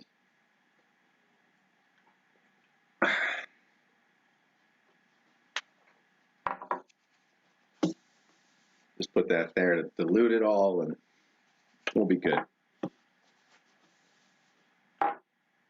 Okay, I think that was fine, just fine. The slight feeling on my tongue is the same as before. I'm pretty sure that's just from first cup of coffee burning myself a little bit. Sorry. I have a feeling there's something stuck right here. There we go.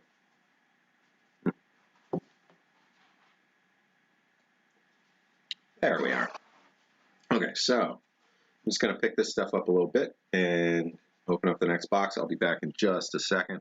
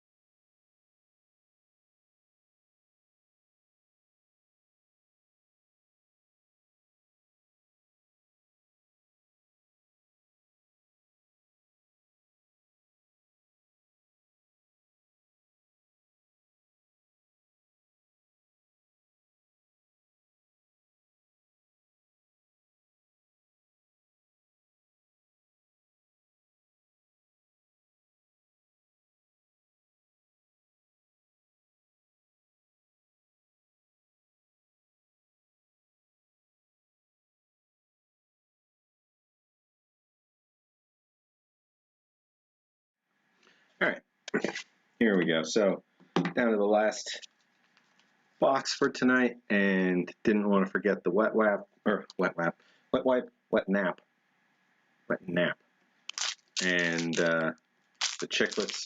So I'm gonna go ahead.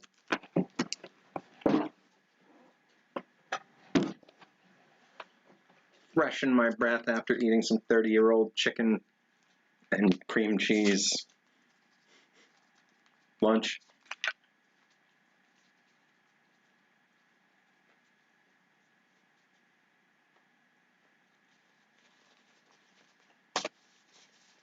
Homemade canned food from the 50s that's still edible.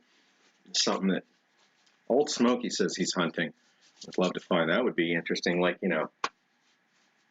bell jar canned vegetables that are still edible, or canned bacon or something. That'd be interesting. I would personally be less likely to take that kind of risk than large-scale manufactured zero air gap foods. Certainly preserves, like canned apple butter, or strawberry preserves or something like that. That would be good. All right. Wet wipe was still serviceable after 30 years. So hands are nice and dry and clean. And we're going to move on into the next and final box for tonight with 15 minutes to go. We might be able to get all this in there. I'm probably going to run over a few minutes, but hey, I started a few minutes later than expected, so good to go overall. See, we're on box 65, item 1. Got to wake up the keyboard. There we go. So we're going to start with the freeze-dried potato, and I'm going to separate that into 2 rounds, perfectly sealed and some air.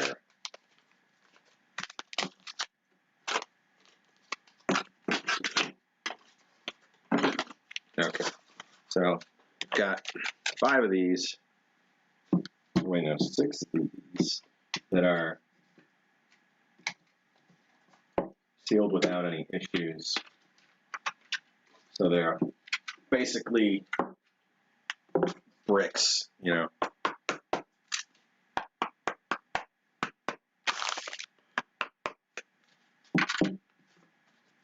And then the rest of these, you know, it's soft.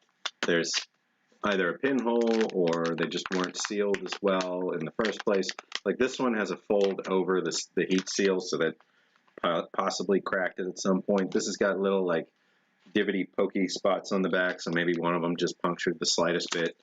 You know, they're not like big loose pouches or something, but they're not so vacuum tight like the other 6.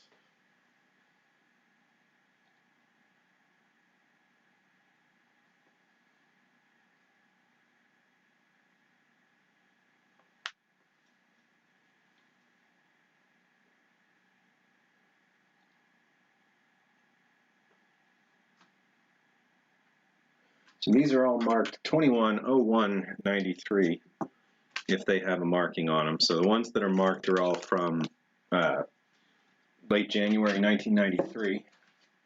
So we're going to go, I'm going to mark this as Compo mashed potato powder.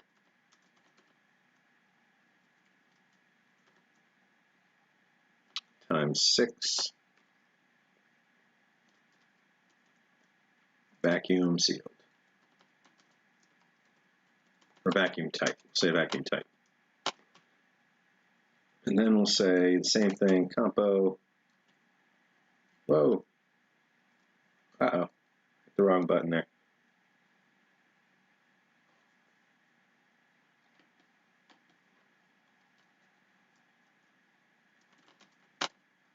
For some air.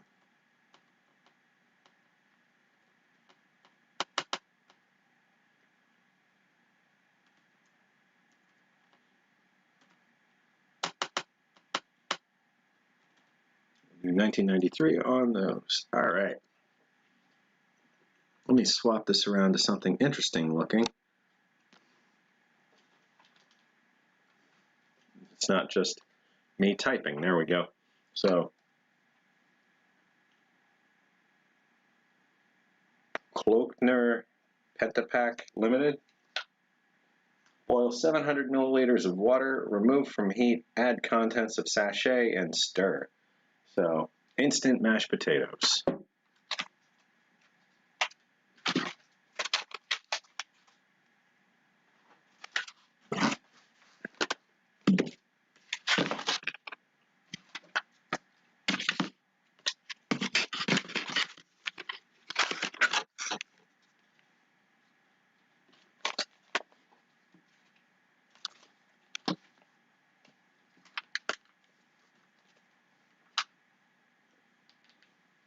All right, here's the 4 packs that have some air in them.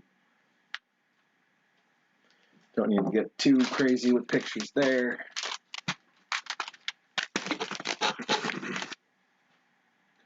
All right, now we're going to do margarine. There's a billion margarine.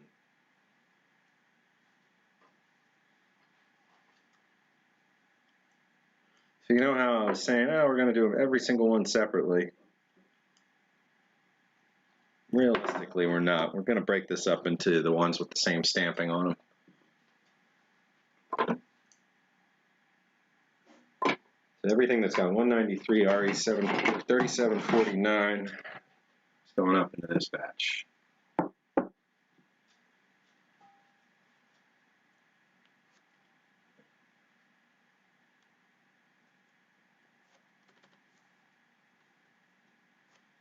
Compo, margarine,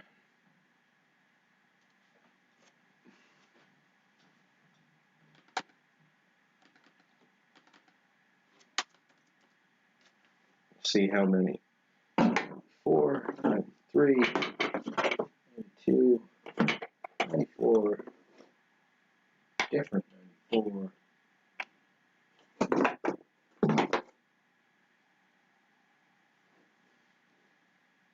Okay, so 6 cans from 1993.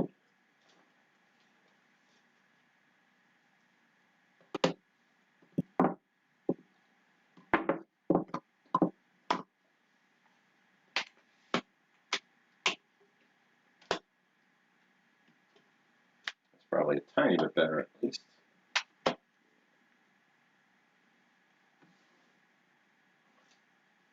Isn't chicken a la king pseudo Asian dish like rice-a-roni? I don't know. I wouldn't. So certainly, like everything can't be pigeonholed, but when I think of Asian dishes, I tend not to think of much in the way of cheese or milk at all. So, when we're talking not like Indian continent Asian, but Chinese food, Japanese food, Korean food. I don't really think about there being a mix with milk in it, and because this is a cream cheese sauce, it seems like a British or American kind of thing. I wonder where it's from. It's French. Well, it's a French phrase, but there's like bus stops pointing out, and like everybody's pointing out, there's some interesting history sometimes to foods we wouldn't think otherwise. Like there's a lot of dishes that are in Indian restaurants here and in the UK and whatnot that are British inventions, and as recently as the 60s, like chicken marsala or that kind of stuff. I mean, not marsala, chicken masala.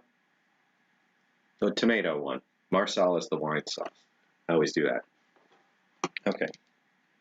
So, just going to get these.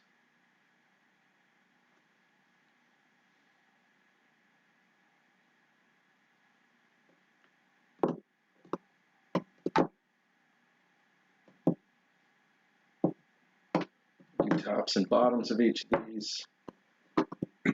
Just to spot any major rust or anything.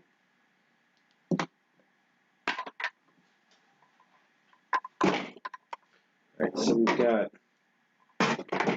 6 cans of 93, 2 cans of 92. See, the 92s we'll do next.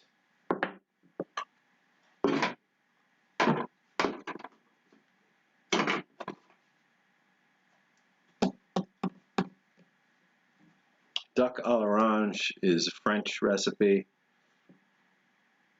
Buffalo wings from Buffalo, New York. Waldorf salad from New York.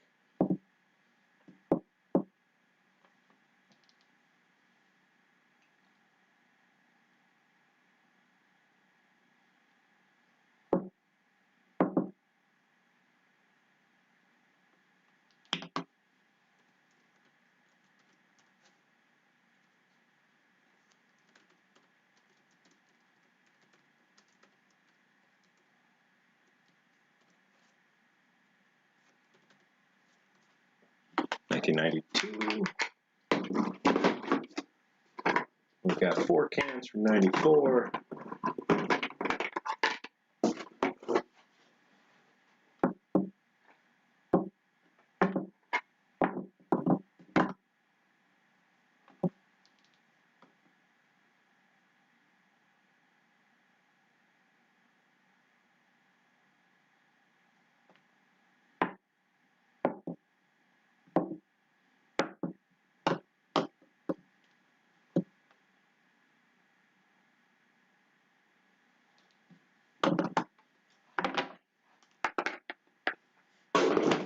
Just doing margarine took me 10 minutes.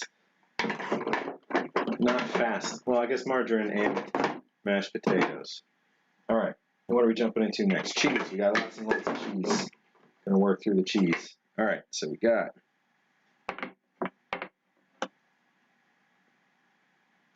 different kind of dates on these.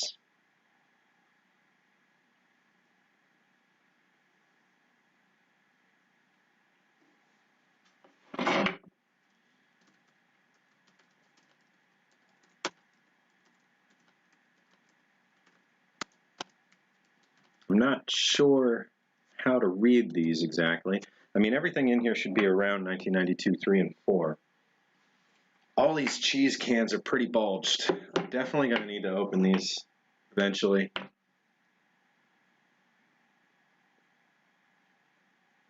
So the dates on these are things, the other ones were pretty straightforward. Let's see.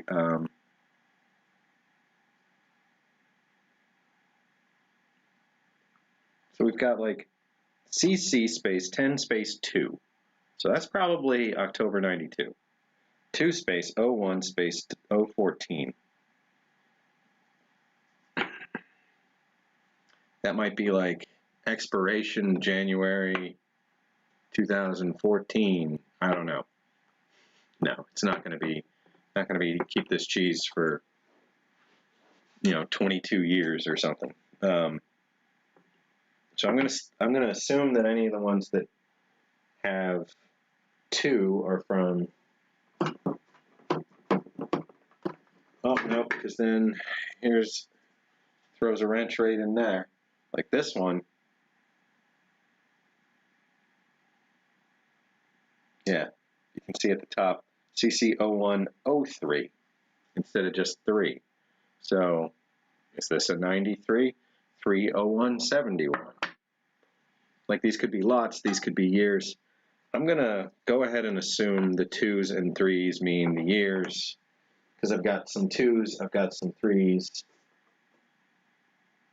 And I don't believe there are any 4s.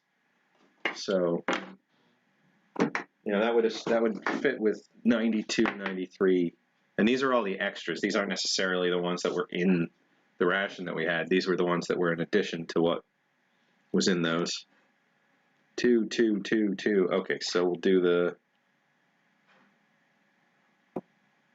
There's a 2. Most of these are 3s. Yeah, the material's coming apart on the cans. They have this kind of like coating to them. Yeah, so we've got 5 and 4. So some are rusting, some are losing their outer coating. I'm putting these with the date codes in the same direction, not with the labeling in the same.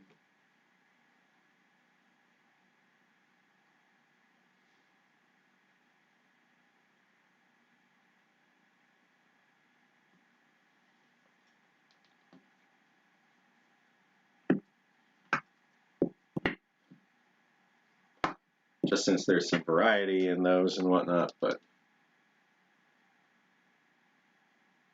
all right.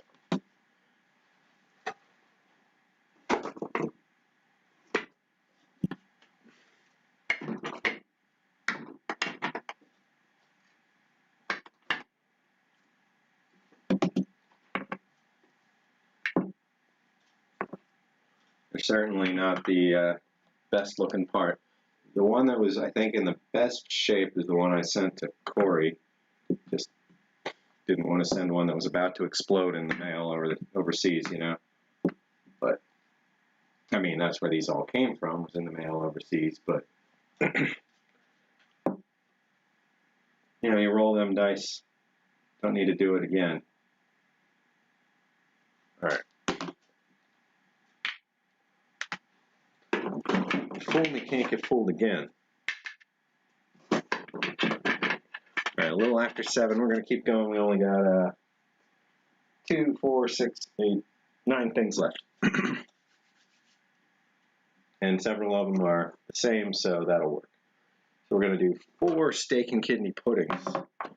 Oh, definitely have to write down the cheese. Compo processed cheese times 5. Compo processed cheese times 4.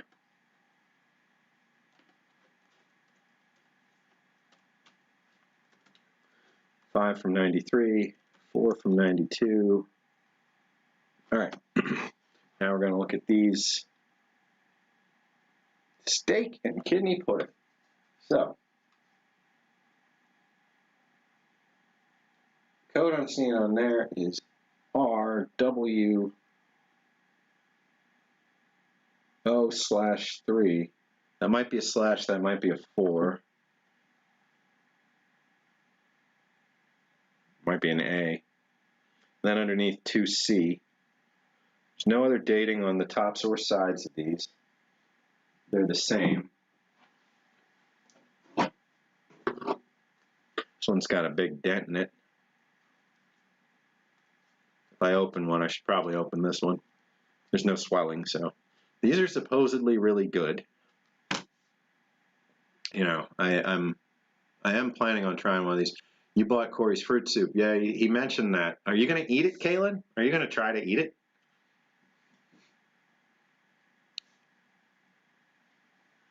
Oh, Smokey's got some history for us. George Greenwald came up with the dish Chicken a la King, named after Mr. King. That's the name of the boat I got hurt on, Mr. King. Wait, the boat when you were working as, what was it, longshoreman or, you know, merchant marine kind of, or whatever. I'm not sure what the definition was for what you were doing, but when your leg got completely smashed, all that, the boat was called Mr. King. Interesting. George Greenwald came up with the dish Chicken a la King, named after Mr. King. Well, there's a few famous kings.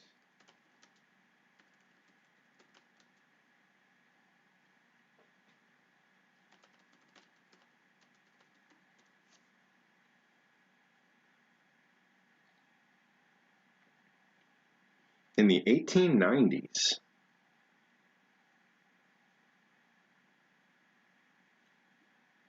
his boss at the Brighton Beach Hotel, it's disputed. Oh, okay. That's fun, though.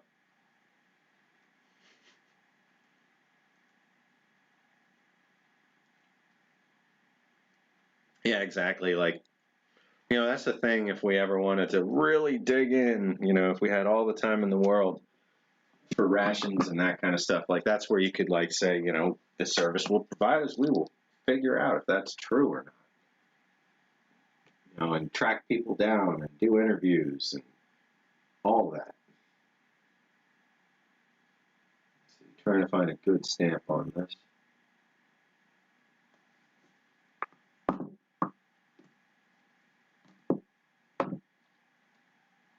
Oh, that one doesn't look great.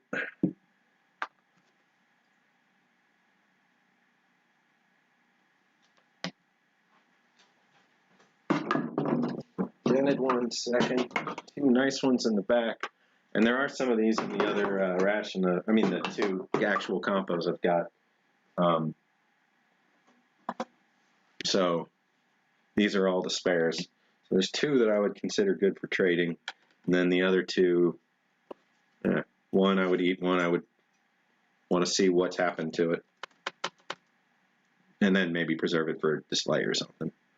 Compo, steak, and kidney pudding.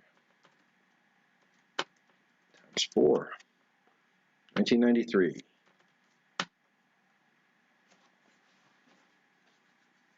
Speaking of 1890s food, Fordman's been wanting to try the Brunswick stew from Red Dead Redemption 2.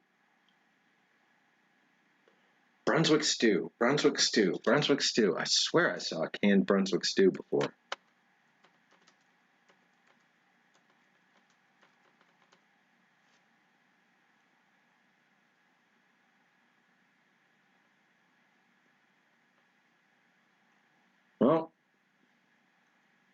There's a brand called Mrs. Fearnow's. Mrs. Fearnow's. Yeah, interesting. Hope Farm canned Brunswick stew. Kind of looks like Captain's chicken. Remember Captain's chicken? That was a good ration. I really liked that one. All right, only 5 more things to go.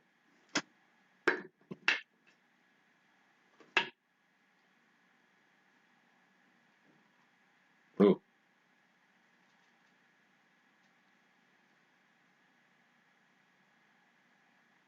Moving this around, it seemed like it pulled some air in. There's no leakage in the can. There is damage to the bottom. This is a 94. 4048. Interesting. This one has a normal, US normal 4-digit date code.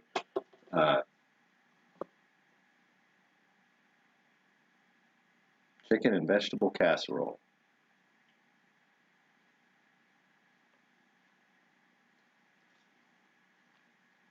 It's making...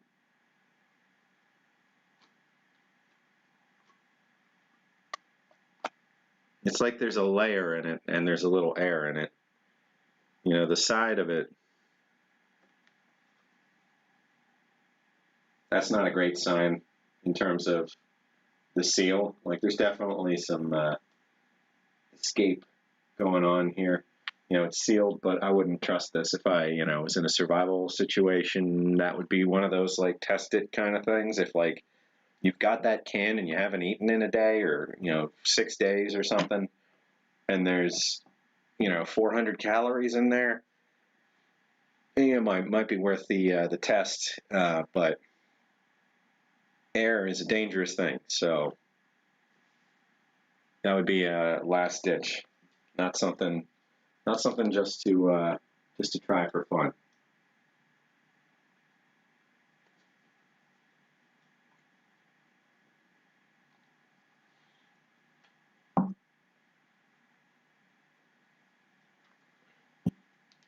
All right, chicken and vegetable casserole.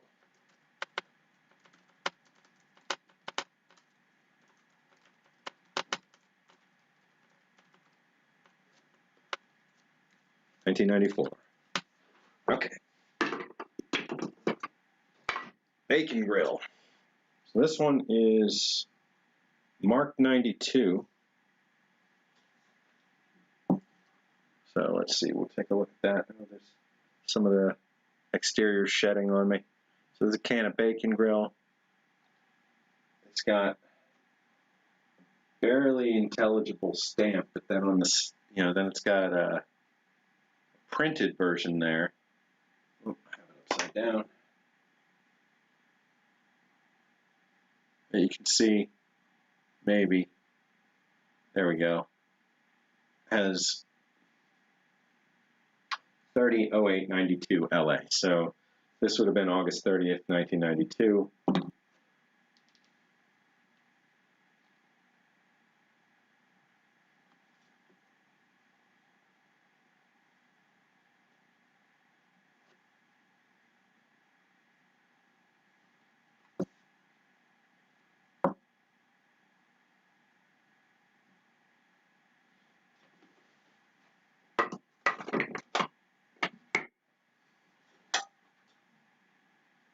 Here we've got kidney beans in chili.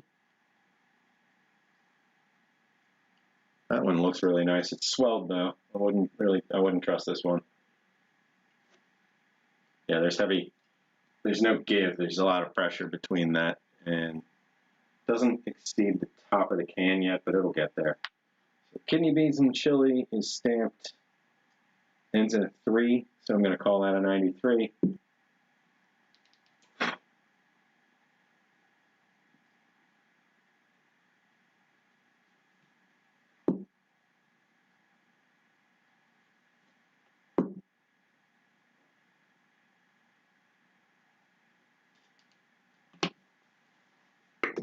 I gotta get that bacon grill. Let's see, the bacon grill was a 92.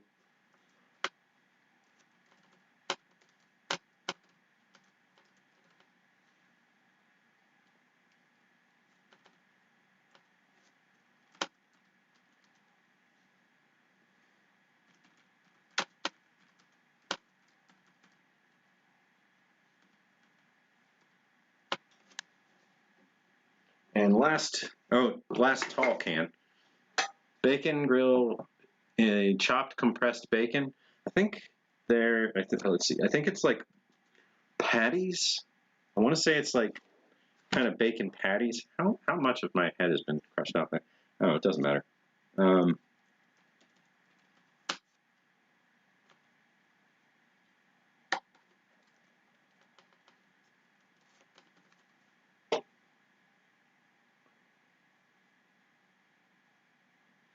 Bacon grill is a canned meat product made from chopped and cured pork and sometimes chicken. Seasoned to be similar in flavor to bacon. Primarily made in the Netherlands, it is produced by several companies for the British market in the style of Spam or corned beef. Okay, so a bacon-flavored Spam-like material as a brick in this can. That's pretty neat. I mean, not in this can, in the bacon grill can. This is stewed steak. Stewed steak. This is December 1992. And you know, there's a pretty stark difference here between these British rations and like everything else we looked at tonight, in that these kind of highlight that, at least in the compos, there was very little indication of manufacturer. Whereas with pretty much all American rations, one of the things is like especially during war effort stuff, the production is out of the ordinary for them, or something they're doing to help the country. So certainly let them advertise who they are while they're doing it. So yeah, like all the names that we're so familiar with, it's much harder to do that with at least anything pre-2000s British. Sure, Kendall mint cakes and, the Duncans, of Scotland and all that kind of stuff. But, yeah, these cans, it's probably in these codes like RHM043Z might be able to tell me who manufactured this can of marmalade. But, just a pretty stark difference between theirs and ours in that sense, that, you would see like the such and such marmalade company of Poughkeepsie, New York, as opposed to just a very generic marmalade. The end. That's the last photo for tonight. One can of marmalade from 1993. Oh, and I almost missed the stewed steak.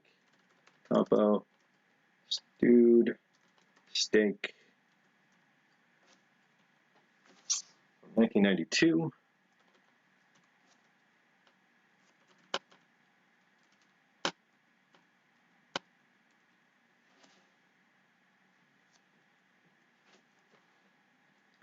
Marmalade from 1993. All right. There we go. I think that's good for tonight. Technically a lot more than we're going to see numbers-wise, since they're the same thing in bulk in this case, and sometimes we don't do that. Still not sure exactly how to do that across the whole catalog, but for now we're going to group these things. So we are up to item 702 cataloged for tonight. And done. So that's box 65 finished. I'm going to put these back in there.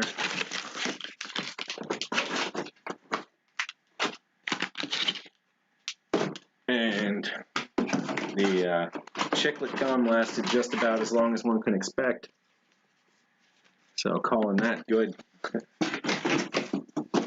And yeah, we are at a good stopping point. Went an extra 20 minutes, but I hope you guys enjoyed it. I really appreciate everybody's interaction tonight. There's been a lot of good questions and a lot of good little distractions there. Let's see, Fordman's last question. With our rations, if the food gave you food poisoning, you'd know who to blame. Yeah, that's a good point. Like, with one of these generic cans, it'd just be like, God, darn you, Ministry of Defense. But with one of ours, you could be like, all right, Booth Fruit Company, I got a bone to pick with you when I get back home.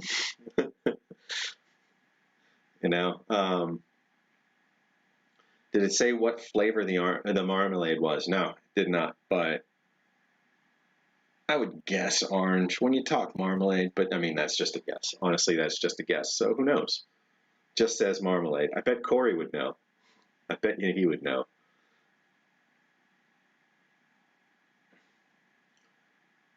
You're welcome, Fordman. I'm glad you enjoyed it. Smokey, thanks for reminding everybody. So I will be back next week for sure. And just again, because there's so much to do with cataloging, there's just so much to do. And, like I just said, we're on item 702 is where we just got. And between that, we've, probably had closer to 800 items because there's lots of 10 of this, 6 of this, 8 of that, 12 of that. And we still have another probably 200, 300 items to go through unique in the boxes before we get to the things that are not themselves boxed to get into the catalog. So if I were to go back to 2-hour streams, it would take us forever. So it's 4 hours, 4 hours, 4 hours. So I'll be on next week again at 3 p.m. Eastern until 7 p.m. roughly, sometimes a few minutes late, going to a few minutes later. But I look forward to seeing all you guys. We're going to do another meal. We'll do another mail call. I do have a couple things coming between now and then. And we'll try and get through a whole nother big chunk of the catalog.